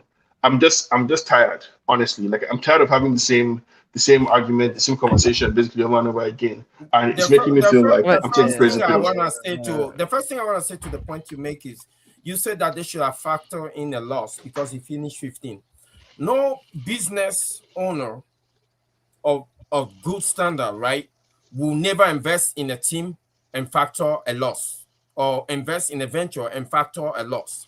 From a starting that's just not true. That's just not true, Luani. What they do is they factor improvement. It's just not true, Luani. All the time. Especially if I invest 200 million in a venture, I have to Luani, improvement. Uber is a publicly traded company. There are many billion-dollar companies that don't make any profit on their books. Like, loss is a part of business, right? So your argument is what happened false back in his face. But also, what happened when loss happened? When there is a loss, at the end of the quarter, somebody is held accountable. Somebody will lose their job, and that's exactly what happened. No, that's not how it works. I'm saying the business point you're making is first of all wrong, because I'm pointing out to you that there are many billion-dollar stock exchange companies that have losses on their books, basically, and there's financial managers every day. No, these are the successful CEOs that were hailing when the Elon Musk just make a profit. Tesla is surviving effectively on. I don't want to have these financial arguments like that. That's the point they're making. On the football I was seeing on the pitch, right? I'm saying Amorim came in with a clear identity, with a clear idea. After 2 weeks in the club, he said a storm is coming. Warned us that it was going to be a tough season. It was really bad. I'm agreeing with you that it was really bad. Right, but the solution to how bad it wasn't to sack the manager. It was to back the manager, in my opinion, back the manager with the players that he was asking for. Now you're saying that, and the people who are with Amorim out were saying that, effectively a better manager should get more out of the squad. More meaning what, right? More meaning fighting for 4th place, right? Fighting for Champions League, because we're all going to now say that the squad wasn't good enough for us to win the league in the first place. So why did we sack the manager that we had, basically, that was moving us in one direction? I just don't understand what you expect. Maybe it's helping Luani and Irfan and the people who feel this way. Tell me what your expectations are from this team for the rest of the season, right? What do you think? What do you think we have achieved? What do you think we have achieved now by putting ourselves? Just hold on, by putting ourselves in this position. No, he's too breaking. Hang on. No, he's too. I don't know if reports, allegedly these reports are, Jamie Jackson writes for The Guardian. Guardian is a Zionist piece of shit newspaper in this country. But he says Michael Carrick has emerged from the interview process. I can't believe it. Yeah, let's have it. I'll take that. Let me just finish. We're interviewing an interim. So that's what he's saying according to reports. So that's the type of things that you wanted to say. So Carrick, let's see if Carrick can fix it. No, so it's a great update now. Sean is asking about it's a great update. So tell me, Luani and Irfan, what do you expect from Carrick now in the remaining, 6 months in the remaining half of the season? I expect top 4. I don't. It's as simple as that. Without midfield, without wait. Top 8 is the best. Top 10. With the way the season is going, with the way the season is going, I genuinely I do not believe that the teams that are below us, are better than us. I don't think that Liverpool, that is above us, is better than us. All right, so I expect top 4. Luani, come on, bro. I'd be delusional. Come on now, please. But I expect top 4. Stop, you you're killing me. Think we're going to get 0-0 when we go to Highbury? You think we're going to get 0-0 at Highbury? Team than Manchester United.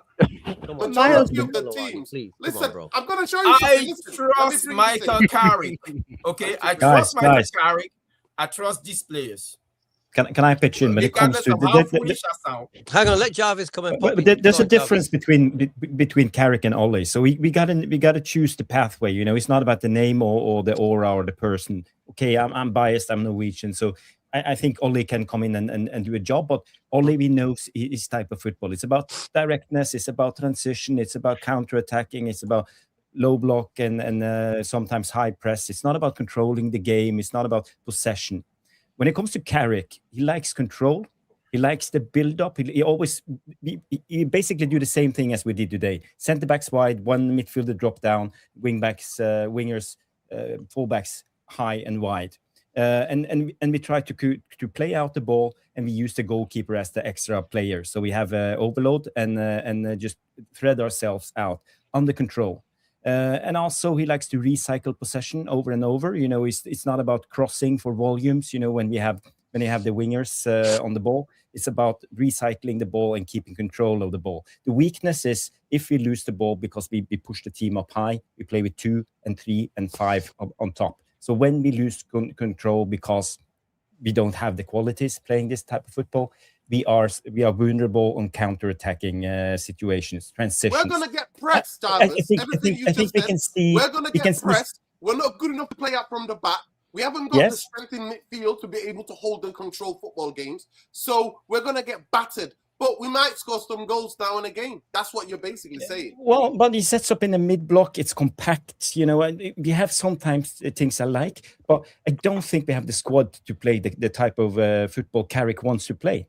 We don't have the right profiles. So for us, you know, I think our chance to qualify for top 5 is Ollie. It's done. The players but I think it's Ollie because we know we can play counter-attacking football transition. We have Bruno, we have runners, we have Mbumo, players who can actually do this. But I don't think we have the type of players to play the Carrick football. But I prefer the Carrick type of football. Yes, indeed, I do.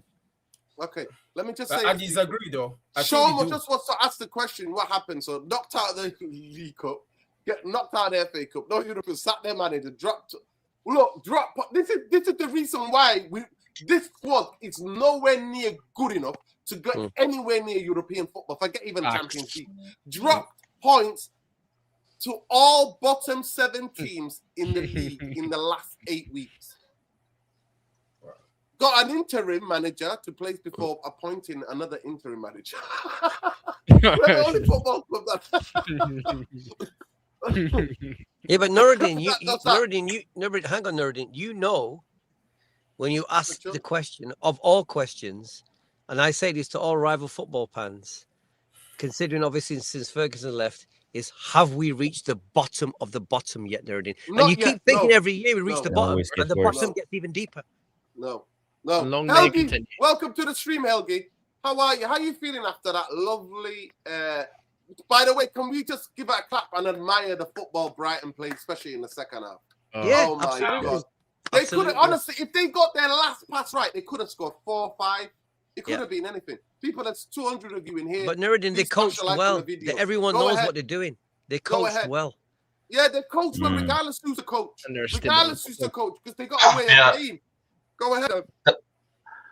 Yeah, before I say my opinion, I just want to say what Nuruddin said there is spot on, because no matter what managers, they have a plan, they stick to it, and they buy players for that system. We are like, Jarvis know about this, but Twix Pose.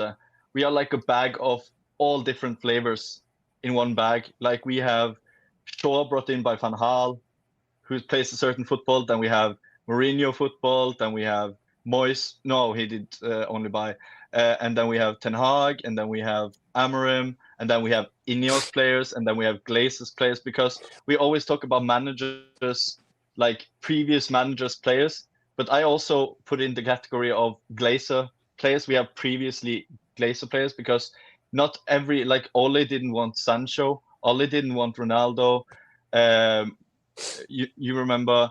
So yeah, I just wanted to say that Brighton have, when you buy players for a certain style, you know that everyone on the pitch is like, they think the same about football. When you think about Barcelona with Pep, the crazy team they had, every one of those love the same football. So it's just, automatic, but we have like some players wanting to play like that, and those split seconds in top elite football are so important. Those misunderstandings, those, oh, I think you're going there, I wanted the ball here, those things matter more than people think. It slows down things, it confuses things.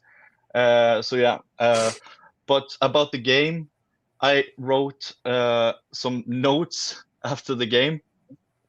I wrote, it goes way deeper than formation. So I'm not going to slag off Fletcher. I'm not going to say Amorim is a genius. I just think this is so much deeper than just, oh, we should pick up the runners. Oh, we should. That's a part of it. But I feel like sometimes as fans, we like to do this, like watch at a simple, when we should look at everything around, because it's like, I don't like Mount. Everyone knows that. And he was shit today, as usual. But it isn't. But it isn't about Mount. It isn't about. I don't like Dalot. He's a headless chicken. But it isn't about Dalot. It's not his fault. We should have sold him. The club should have sold him. He's not chaining himself to the building. Like, we should have sold him. It's not his fault that he is at United. Of course, he's not going to quit. So that was one point. I wrote down, players get dragged down. So everyone here has worked at a place. You come in, you're like, oh, yes, you had the job interview. You're going to be the best at the work. You're going to do all the extra work. Yes, boss. Yes, boss. And then you come into the job and you see people having their feet on the desk, like, relax, we can do that tomorrow. It's so hard then to keep your integrity. It's human nature to get affected by your surroundings. And I think we have seen that years and years and years. We always say, why are players amazing when they come to the club and they don't succeed? We blame it on the manager. We blame it on systems, formations, tactics. But I think it's about the day-to-day. So that was one point. Another point, Casemiro. Jarvis talked about it yesterday, actually a lot. I was shocked when he didn't start. I'm not saying we would win with him, but I think, okay, I am. I say we at least had a very much better chance to win with him, because I think he was pivotal. That's why Jarvis was talking about him. Jarvis wasn't talking about 20 players yesterday. He was talking about a couple players. And he talked about Casemiro, and he was spot on. So that's another point. I wrote down, don't even want to single out players, but I wrote down Dalot and Mount, because remember in the start, when he should have just slided to Sesko or whatever, he could have put it in an open goal, right before the Brighton goal. Then we would have been 1-0 up. And also the shot right after, Dalot is just shocking, and Mount, and they played on the same side. And I wrote down, ask Jarvis if Jarvis is online. Do you think, because when I saw some goals we were conceding, do you think when we were defending, I felt like, how do you say it in English? Dorgu was varken fugl eller fisk. He was like, Dorgu was indecisive, like you could see. He was in between, yeah.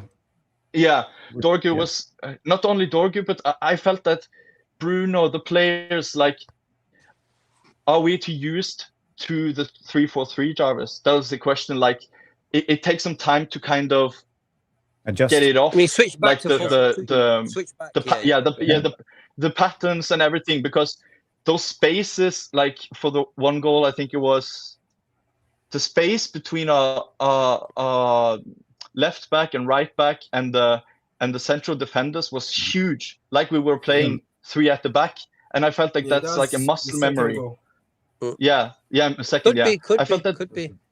I felt that was kind of a... No. It was Fabian Hürsler who set up. I explained it earlier, Helge, about how he set up the team, and you know, he put certain players in certain areas and just dragged us out, and there was nothing we could do about it.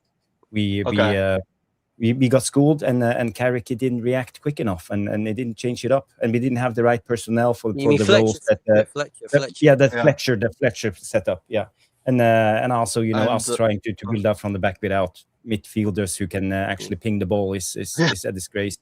That's a big problem. And I have to say, when it comes to this Carrick thing, it worries me a little bit if we get a manager like Carrick in this team, because I think we will see this over and over. Same thing that we saw today with Fletcher, because I feel right now that we don't have the personnel. And there is a way to fix this, but Ineos needs to invest. I mean, no, they don't want to put any money into this January transfer window, and that's one of the biggest issues. If we get Carrick in, he should demand a ball-playing midfielder. Hayden Hackney, for example, he would be perfect. I heard former pupil at Middlesbrough. He would be perfect in this Man United team if we are going to play this type of football. I heard when Jarvis was talking about also the interview for the interim. It's so obvious. If someone disagrees, sorry, but it's crazy to me if someone disagrees.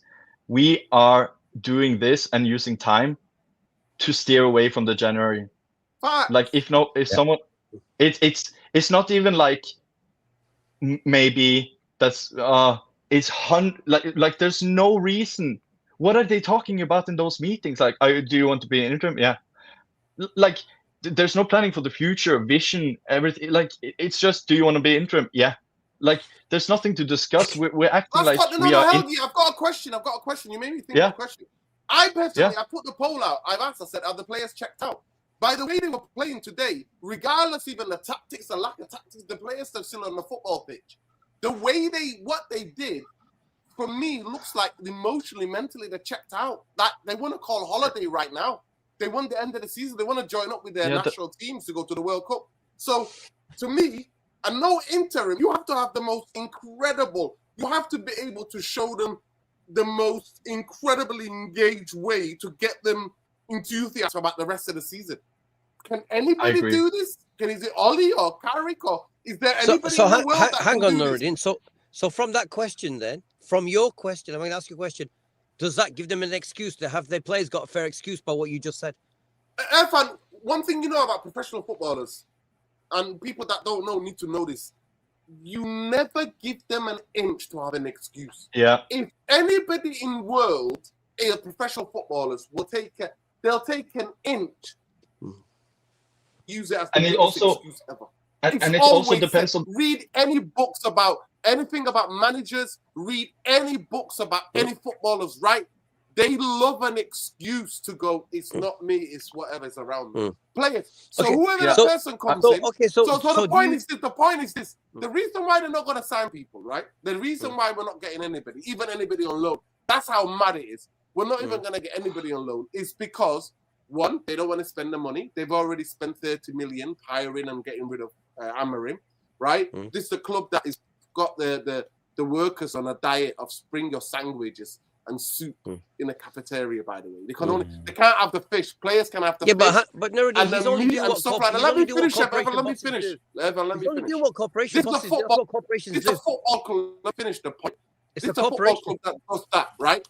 That does those things. So the reason why they're not going to get any players is because this guy is an interim. Unless Michael Carrick or whoever the interim is also going to be for the job, right?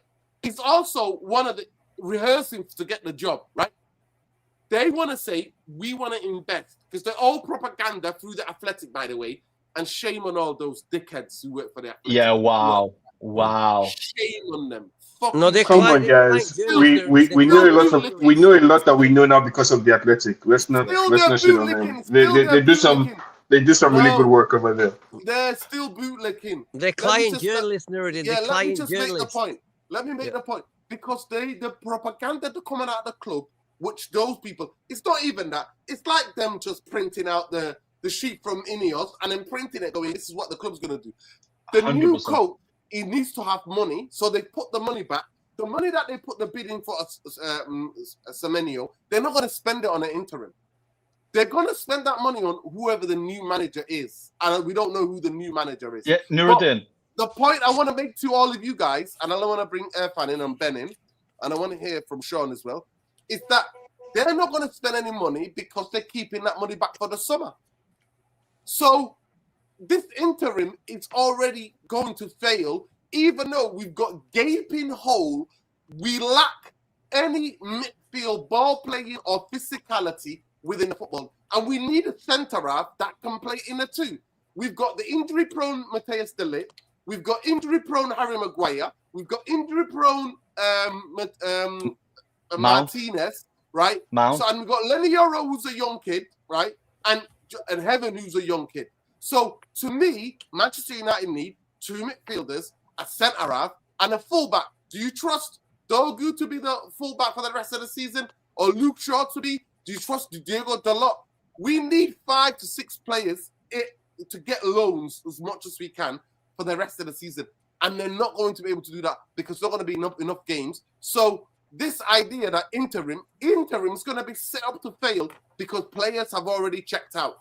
That showed me today the way they were playing their body language. Tell me if I'm wrong. Go ahead, Ben. And then we go to Ben. We'll go to Ben, Sean, Irfan, then Luwani. And then we'll bring it back to Jarvis and then help. Go ahead.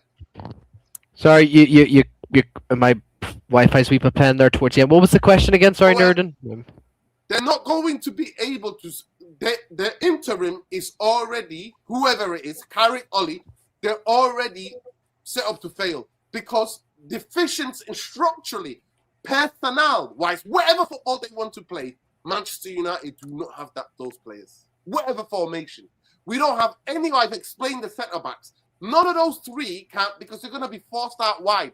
De Ligt is uncomfortable when he's forced out wide. Harry Maguire can't play in the 2.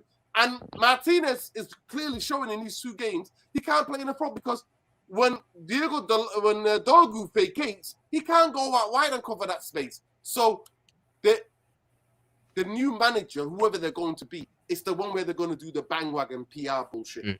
Do you agree with me? Yes or no? The players have checked out 1. Do you disagree that they're not going to spend any money on an interim? And the interim is there to fail, basically. Yeah, you should. I mean, you probably would have guessed what I'm going to say, Nerdin. I don't believe they're going to help whoever, if it's Carrick over the January transfer window. Like, I've just got no faith in them anymore, man. I think when it comes to the players, I mean, you're talking about the defenders, Nerdin, but you know what, man? I think, the defense is not probably the biggest issue right now. It's this midfield, man. I just don't know why we're going back to the old ways, like, the 4-2-3-1 formation. Like, we need a new formation. We need a new formation, man. And, like, these players have just been drilled into different types of formations. Like I said, we played the 3-1-6 with Ten Hag. We played the 5-4-1 with Amorim. We played the 4-3-3 in the first 10 games of Ollie's era when he came in as a caretaker, and in the end just reverted back to the 4-2-3-1. Like, I don't get why our model is a 4-2-3-1 formation. It just does not. I just can't see this formation be like sustainable for like the longevity of the club.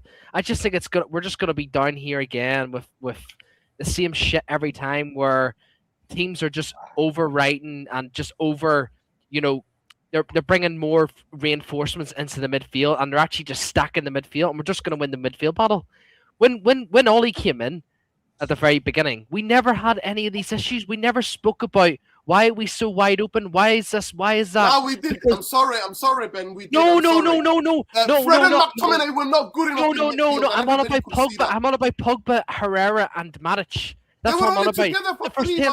That's what I'm saying, Nerd. That's what I'm saying, Nerd. No, that's what I'm saying. The first 10 games, we never spoke about it because it was just balanced. It was so balanced. There was no such thing as this fucking advanced attacking midfielder. There was no such thing as this.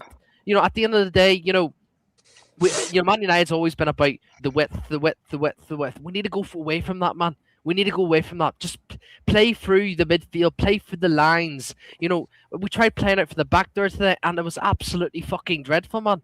I just didn't like what I seen, man. Like, take some risk And like I said, with the centre backs we have, only Martinez can play for the lines, man. Yes, Delict can, but Delict's he's a wee bit too worried. He's too nervous if the ball to play for the midfield is the right pass, or he's just going to play it safe. Euro's really, really scared. He needs a complete reset. He needs to be sat on the bench and just, reset the mentality, reset the mind, because he's at a massive football club, man. And the fact that this football club's already done this to him, it's fucking embarrassing, man. It's a toxic, filthy fucking mess, this club. But I have no faith at all.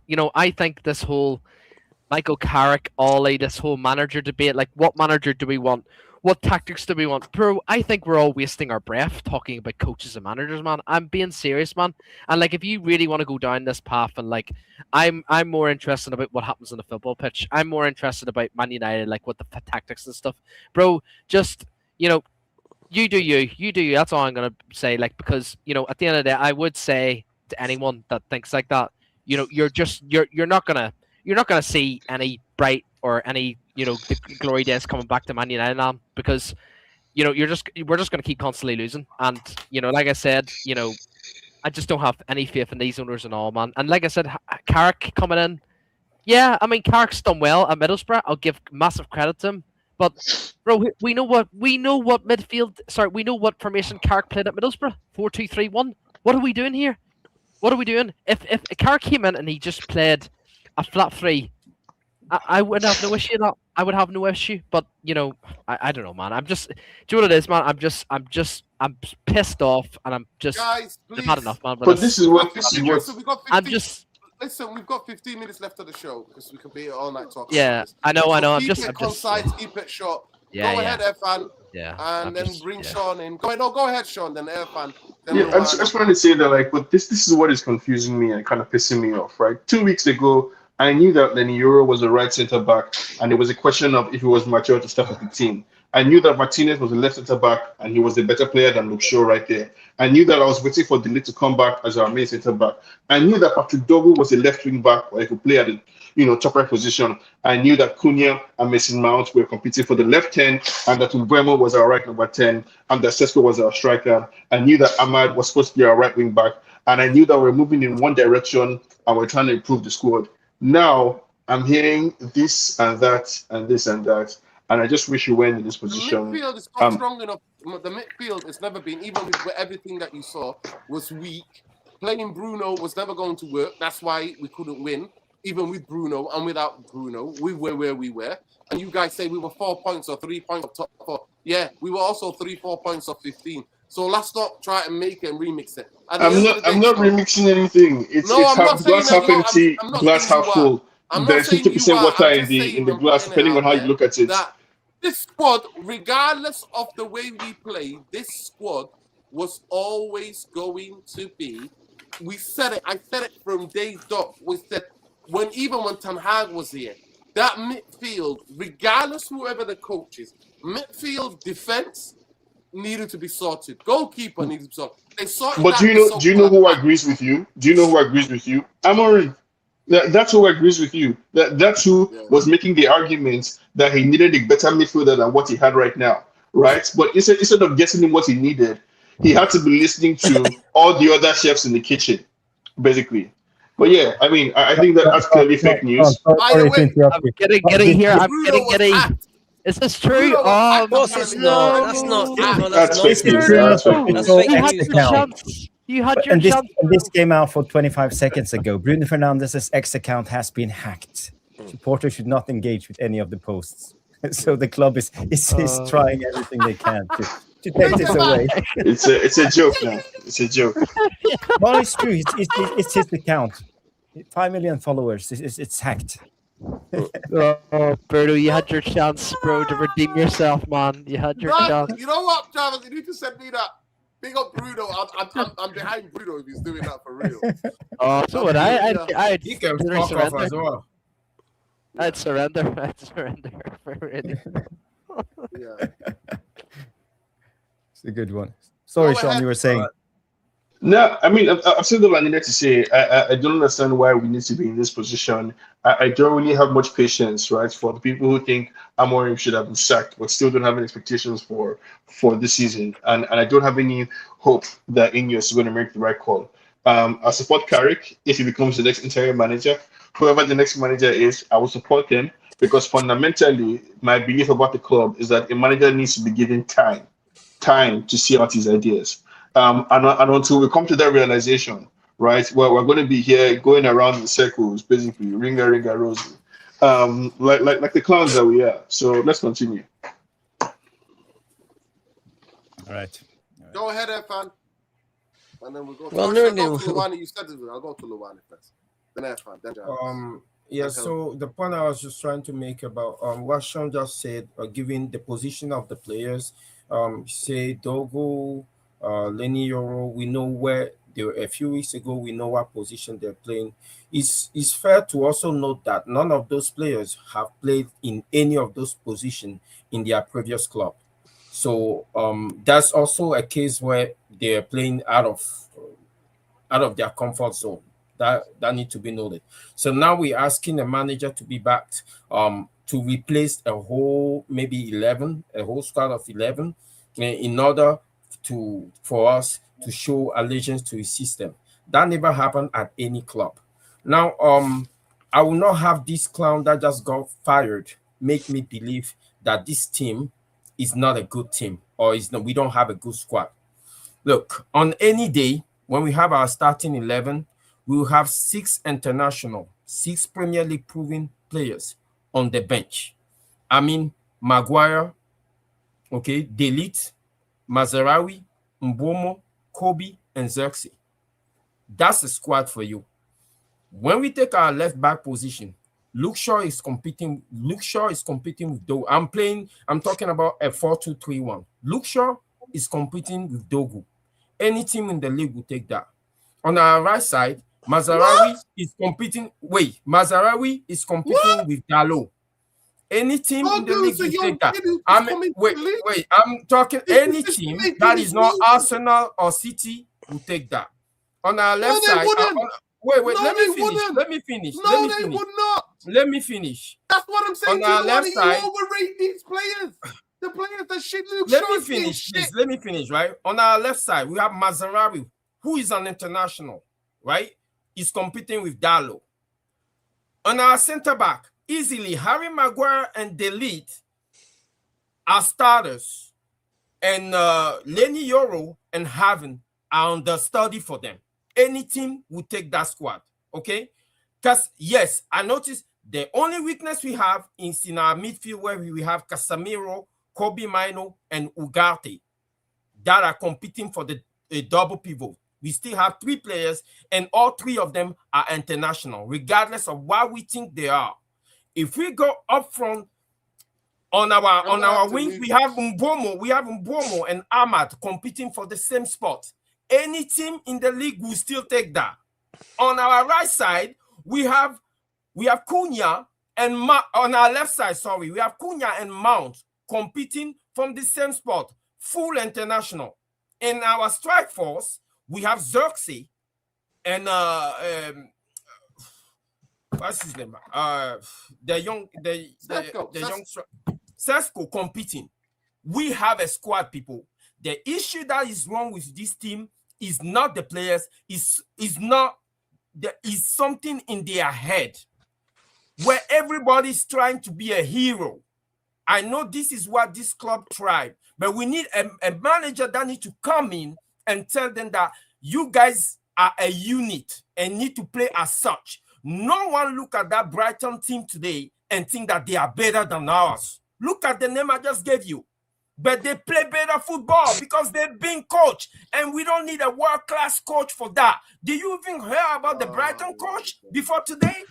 We don't even know who the guy is. No, Can you pick up the Sunderland coach in the lineup? No, he look like a cartoon character.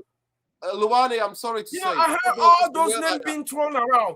Whatever one carry to do, whatever one carry to do. Ruwani, I have to come back at this. What you're saying is some of the most it's incredible what you're saying. Man, listen, Brighton, in their recruitment in the last 10 years, they used the Moneyball system. They're one of the greatest at it. They recruit, they sell 180 million pound players, 60 million pound players every summer. They scout players from all around the league. Their scouting and we is finish above them every freaking year. Let me finish. They're a selling club. Every year. They sell. They didn't even have a stadium about 10, 15 years ago. They were going out they were never going to go into the abyss. Now they've got a proper stadium. They've got world-class football structure, and they make money. Their owner makes money from that. They make money from selling and scouting and developing younger players and then selling them for some ridiculous amount of money. That's the way they play football. They've not changed their philosophy of football. They sack a manager. They bring in another manager that can fit the profile of the squad they have. Manchester United have not done that. They've done everything but. Go ahead, Irfan. So no, I can rebut everything he's just said. I can rebut everything he said. Just a question. So are you saying they've got like the Dortmund model? Brighton have got one of the best models. That's what they in do. world, They're in just the world. in the business of They even got players and better. making They money. even got better than the Dortmund fan. They turn over highest turnover of players from players that they bought for peanuts. The highest turnover in the Premier League history. No other team has sold players for that amount of money than Brighton. No, I've heard their owner talk about the business model. Tony I've heard him talk a few times. Look him up. Yeah. No, he knows what he's doing. He's a very sharp guy. We know that, okay? We know that. Every single player that come here try to be a hero. No, and now look at what they do to that kid today. That's Sean, the little kid. Look at what they did to him. They tried to make him a hero. And he couldn't handle it. He had to take a red card. You mean those Hollywood passes? They love to play the Hollywood pass. Yeah. It's crazy. No, I see that with his team. I do see that with his team. But Nuruddin, look, all of us, we know the answer to this. What the club needs more than anything else, and they're never going to get it, is stability. Stability will give us a bit of hope, a bit of a calmness, a bit of like a time to think again. Stability is what all the good clubs have at the moment. Successful club, they've got stability. We've been asking for stability since Ferguson left, and we ain't getting it, and we're not going to get it. But I don't know, Nuruddin. I don't know why. Football isn't that complicated in many ways. You know, look, when you look at this squad, because look, we're a failing company. We're a failure of a company. That's what we are. And you look at it like, you know, we're all kicking off about whether Ollie's going to come in, Carrick's going to come in, and then we're questioning the quality of the players. Like I said, to me, part of it, the way I see it, I see these players, right? A lot of them, and I said it in the last game, they're in cruise control. I don't see hunger, desire to kill themselves for this team. I don't see it. They've checked out. I don't see nobody likes to excuse more than a professional footballer. But you see, but the element in the air is you see these guys, if they got to Man United, one of the biggest clubs in the world, and they think they're in the promised land. It doesn't mean they have to. They're just there, of course. So I'm saying, but Nuruddin, Brighton players, they look hungry. Nuruddin, they looked hungry. Every time we play against the team, especially bottom team, they look hungrier than with us. We lose the physical battle every game. So look, because we're a poison chalice in many ways, because we're a damaged club, because we're a plague-ridden, cancerous-ridden club in terms of infrastructure, and the fact we pay people stupid money, like Rashford and people, like ridiculous money that no one ever paid for them. And this is the rot. This is the you know, like I said, the plague we've got in the system. And I don't know what's going to change it. But like I said, even with this team, I see too many players who are comfortable, who think their position is not in doubt. They're going to play every team. They're going to play every game. So look, like I said, I don't know whether Carrick or Ollie's got that in him to grab them and say, listen, like Ferguson would have, and grab them and say, put them in one-to-one and say, listen, I don't know what you're fucking around for, but the minute you don't shape up, you're out. I don't see that. I don't see. We have the squad for that. We have the squad for that. No, listen, I don't know. I listen. I'm not going to let them off the fact that they haven't spent anything, even like 30, 40 million on a midfielder. Anyone, loan plays. I don't know why I can't get why these cheapskates are not doing it. I don't get it, especially now, right? You know, I don't get it. But like I said, Nuruddin's already answered that question. I get it, though. I get it. You know why? Because they wanted to sell Bruno to recruit 100 million to spend, and the manager vetoed it. That's why we are where we are today. You think there's truth in that, Nuruddin? No, Manchester United are a mess and have been a mess and I refuse to say it's been every manager who's come into this. Football at the top level is about synergy, chemistry, partnerships. It's about recruitment. Having a plan, having stability, being able to bring young players through the youth, to be able to develop them properly. Manchester United have done. Hang on. Let me come back in. Let me come back in then. We're a commercial football club, and I need to go to Jarvis because we've got 5 minutes to go. No. Listen, I'm going to ask you a question. Mbumo, Cunha, De Ligt. Who else? De Ligt doesn't even play. He gets injured every season. No. Okay. Yeah, but it was recruiting. I'm asking a question. I'm asking a question about the recruitment of late. Yes, the recruitment of late. It's woeful, Irfan.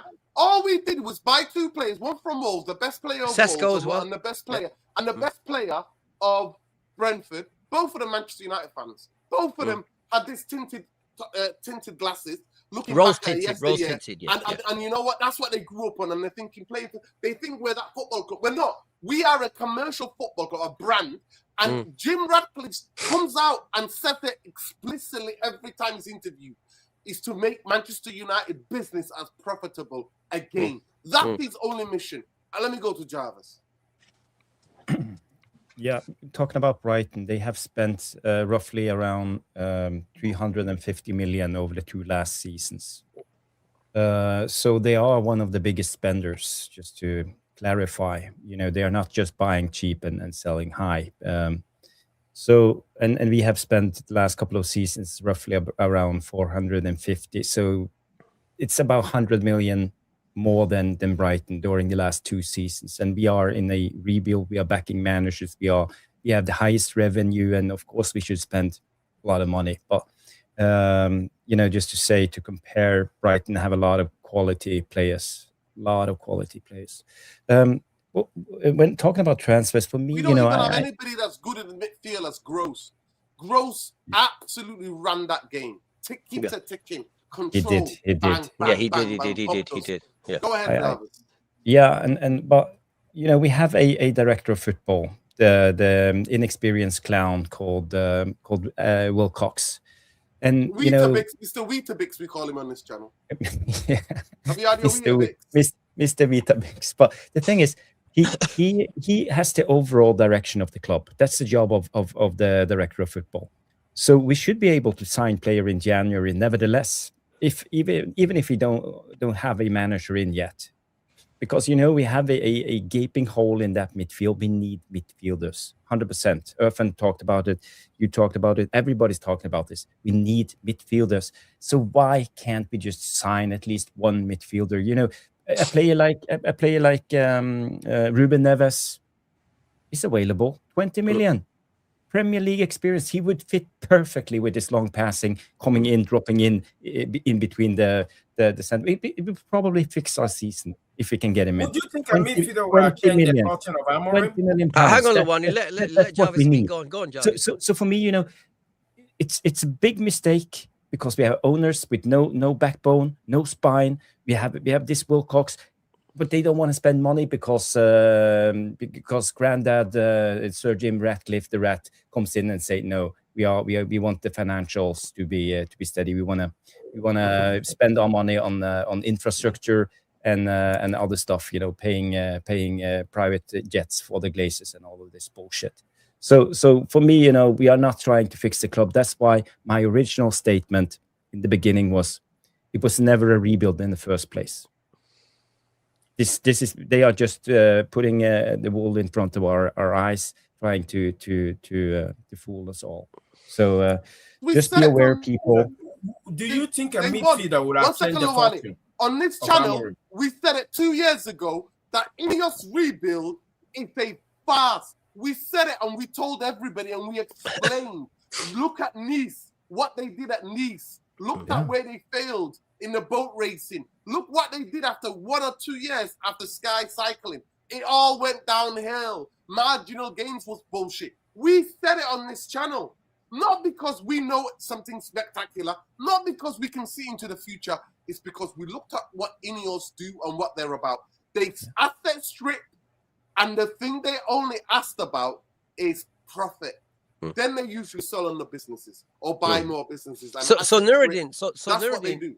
so you've just basically said in This that was a statement, vanity project. hang on. You've just said, as I said before when I quoted Rumsfeld, that's a known. As in, these guys have got no previous experience or success to say they've achieved something. That's a known. Okay, so the I even broke it down. The expectation of these guys turn it around is not there. Irfan, I broke it down. I broke down who Omar Barada was. Never made a football decision in his life. He was the finance guy at Barcelona. He became the COF. Became like the multi-club. He became the multi-club guy, looking after the multi-club finances and players moving from different places to different Man City. He was overseeing that, the multi-club model. He's an accountant. He's an accountant. He is. Wasn't he working for one of the top banks? Nathan Wilcox was the coach. Was a coach at Man City. He played for Blackburn, played for Leeds. No, I remember when he played for all Blackburn. rivals for Manchester United. Then went to work for Man City. Became a youth coach. Then he was like a youth talent coach, whatever. Got a job at Southampton to become a football director. Southampton went down to the Championship. So at the end of the day, bought loads of young players, bought all these coaches, and then they all failed because you need experience to be able to stay in the league.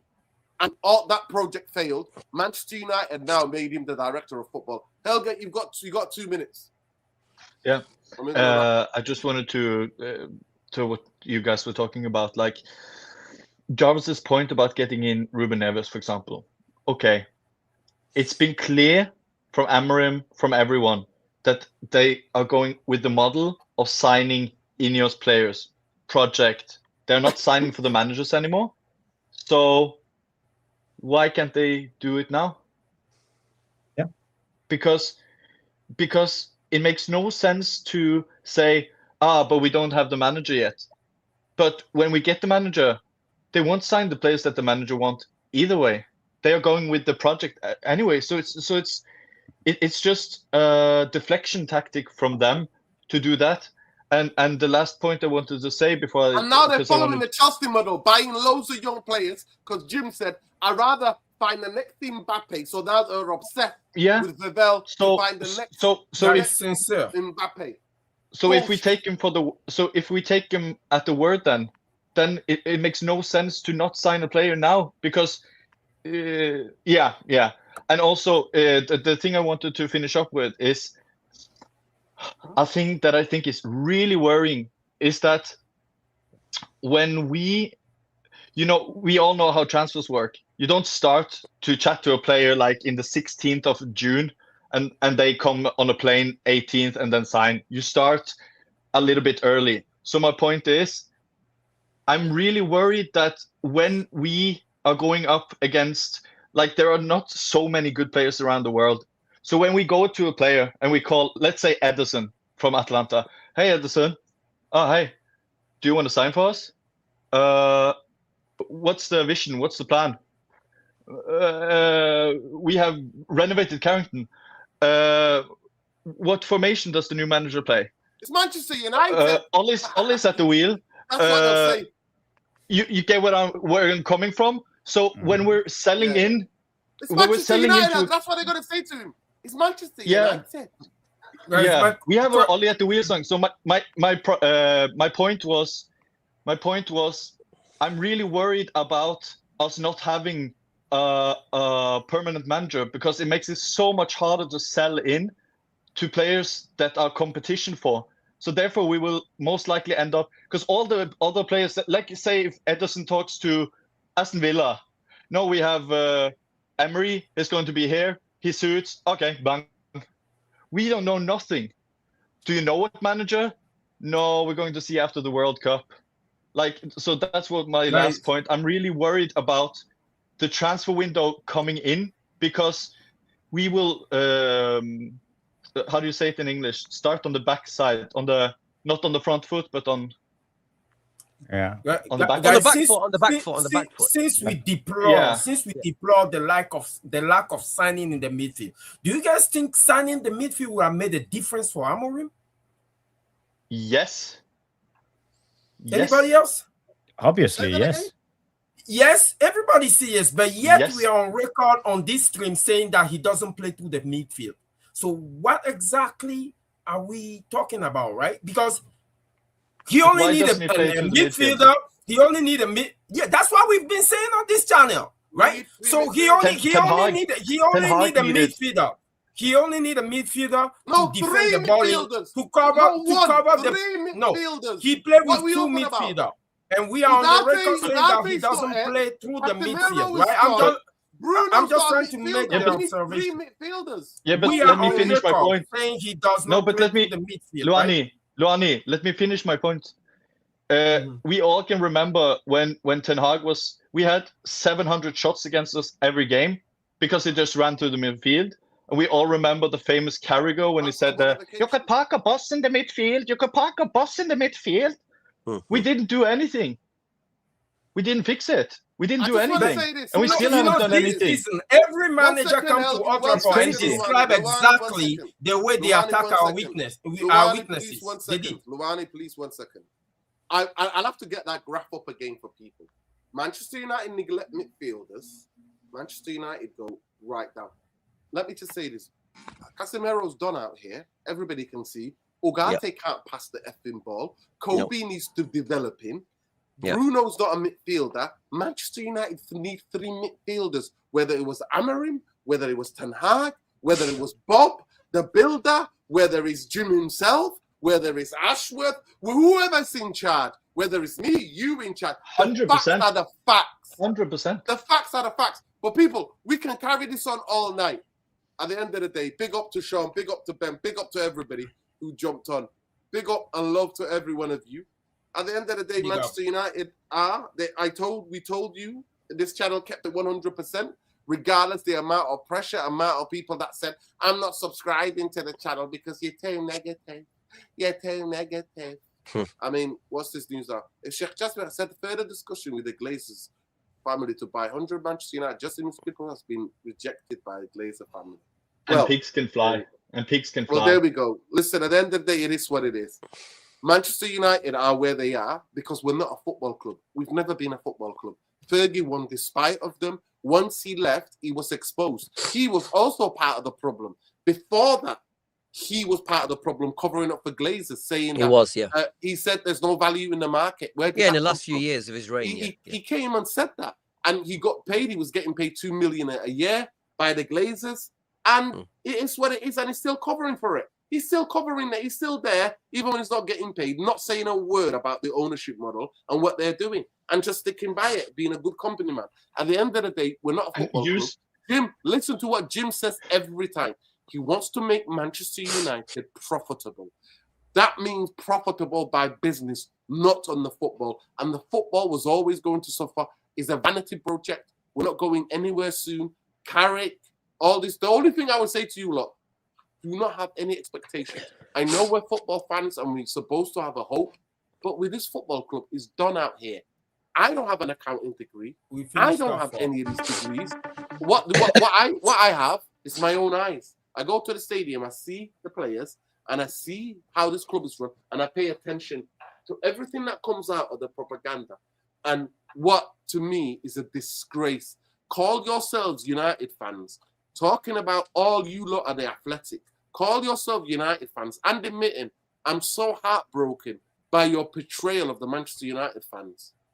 You were the guy who hated Glazers, and now de facto you're in bed with Jim and you're indirectly in bed with Glazers. And you were somebody that organized people to try to stop the sale of Manchester United to the Glazer family. And now here you are twerking for Jim, working for the club, doing interviews in Portuguese with Casemiro and all this BS. You are being compromised. You become clientele journalism. And I used to love your articles. I loved the way, what type of journalists into fan culture, going globally, going everywhere. This is who you were. Now you've become nothing but a Glazer Ineos parrot. That's what you've become. And none of you are going to call it out. None of you are going to call it out. And shame on everybody who doesn't call it out. And it works so well, I'm going to go and check his podcast. So many people believe so many people believe it. It works so good. It works so good. Yeah, and people think we can finish Champions League, Helgi. Only Luwani does. No, I believe Nobody so. else. I believe so Only because Luwani. I think we have the squad, and I believe if Carrick is able to change their mentality a little bit, get them to play for each other instead of playing for themselves, we have a Ten chance. Hag couldn't change. That Amarin couldn't change. Luani, let me Nobody tell you what could will change. happen. We saw it under Ragnick. You know, this season is almost They a will throw write-off. it in. It's almost a write-off. We have write-off. Manchester City coming up. We have Arsenal coming up. We have Newcastle away. We have Spurs. We always lose to Spurs. So in the next 5 to 6 games, we will probably lose at least 4 of them and maybe 5. So, you know, coming in with a delusional team and a interim manager with no respect for the players because it's not here long term. We know there's a World Cup in the summer. A lot of players will down tool because of this. They will try to prevent injuries and cool it down. And I think tonight was the start of the drop off. And you are right, Noradin. I think a lot of these players are starting to write off the season themselves. They have lost faith. I think it's delusional sitting here talking about us coming. I don't know, but that's not what I saw today, right? So. The team that I saw on cruise control today was Brighton. You know why? Because they know how to make the ball work for them. That's why we don't know. Yeah, and we don't. That's the difference. That's essentially the difference. We were running around all the time, but for them, the ball was doing the job. That is the we've difference. Explained to you, this has been years in the work. Look at the model. Please do a little research onto Brighton, how they recruit players, the types of players they recruit, the type of players they don't sign, and look at what they do. Love and light, people. Good night. But yeah, before we go, people, please go and check out Tactical Devils. Jarvis did a breakdown of the game, always looked at every game tactically, where he went right, where he went wrong. He has all the clips, he uses the tactical board, so make sure you check that channel out. Helgi, Don, Colionio on X, check him out there. I'm dyslexic, me. I can't read all of that. Apologies. And my eyes are going as well. Don Conegliano on X. Don Conegliano. There you go. Don Conegliano, right? And United Trucker, who's absolutely having a howler. He's on at this moment in time, Luwani is 2 out of Still, howler last but we love him. Another howler tonight. I want to know what happened to the Luwani that used to see it straight and tell it straight. We don't know what happened. That's what I'm doing. Yeah, but Nuruddin, he's not as bad as Bombaye, though. Come on, give him that. Cut him some slack. Listen, hey, he's not delusional as Bombaye. Bombaye is a different league to everybody else. His soul. But to be fair, Bombaye's not deluded anymore. He's no. He's changed a couple of weeks ago, but don't worry, he'll get back to form. Don't worry about that. Yeah. When his favorite player Carrick takes over, that is one of his favorite players. He'll be Carrick's at the wheel. He'll come and sing songs for us. Don't worry. But you know what? Check out Airfan Radio on Insta and on X as well. But yeah, POLE77 on X. People, I like I said, I wish we were wrong about everything. I genuinely wish we were wrong about everything. But remember, Nerd, it's United Real Therapy. Never forget that. It's United Real Therapy. But therapy, you have to tell the truth. Point. You have to expose the truth. Good point. No. Yeah. But therapy means not just one. It means many. Therapy's many ways of doing it. You can run. You can kick off. But you have to give them a little bit of hope now and again, wherever you can find it. I'm going to start. I'm doing Irfan. Those days are over. The days that people used to come here and rant to let it out. You know, that's part of therapy. That's over. Irfan, I don't think Nuruddin think it's therapy to talk with Luwani. Yeah. No, I'm getting stressed on the therapy sessions. There you go. Because the truth hurts. The truth hurts. But anyway, free Palestine, free Sudan, free the Congo, Syria, Iraq, Yemen, Lebanon, everywhere where people are oppressed. Yeah, and F the colonizers and the imperialists, wherever they are in this world, and the Zios as well. Love and light, solidarity with people of Palestine, man. F the Glazers, F Ineos. The vanity project, this model of ownership is never going to work. It was never going to be. It never, because it's about money, and more money. And they sacked all those people, and he asked people to bring sandwiches in, and they can only have soup at Carrington, while the players eat all the meat and fish they want. This is not a football club that can be sustained. You've all been you've been hoodwinked, and shame on all those journalists calling themselves United fans. You've all bottled it. You're all part of the in-group. It's all toxic. You're all in a cult of Ineos and Glazers. And if you can't see it, open. It's about money. Money. It's about money. It's not about money, football. money, yeah. It's not about football. It's not about football. It's never been. You just said the Brighton model is also about money. They have that Free in common, right? free Greenland as well. Free Greenland. Love and light. Take care, people.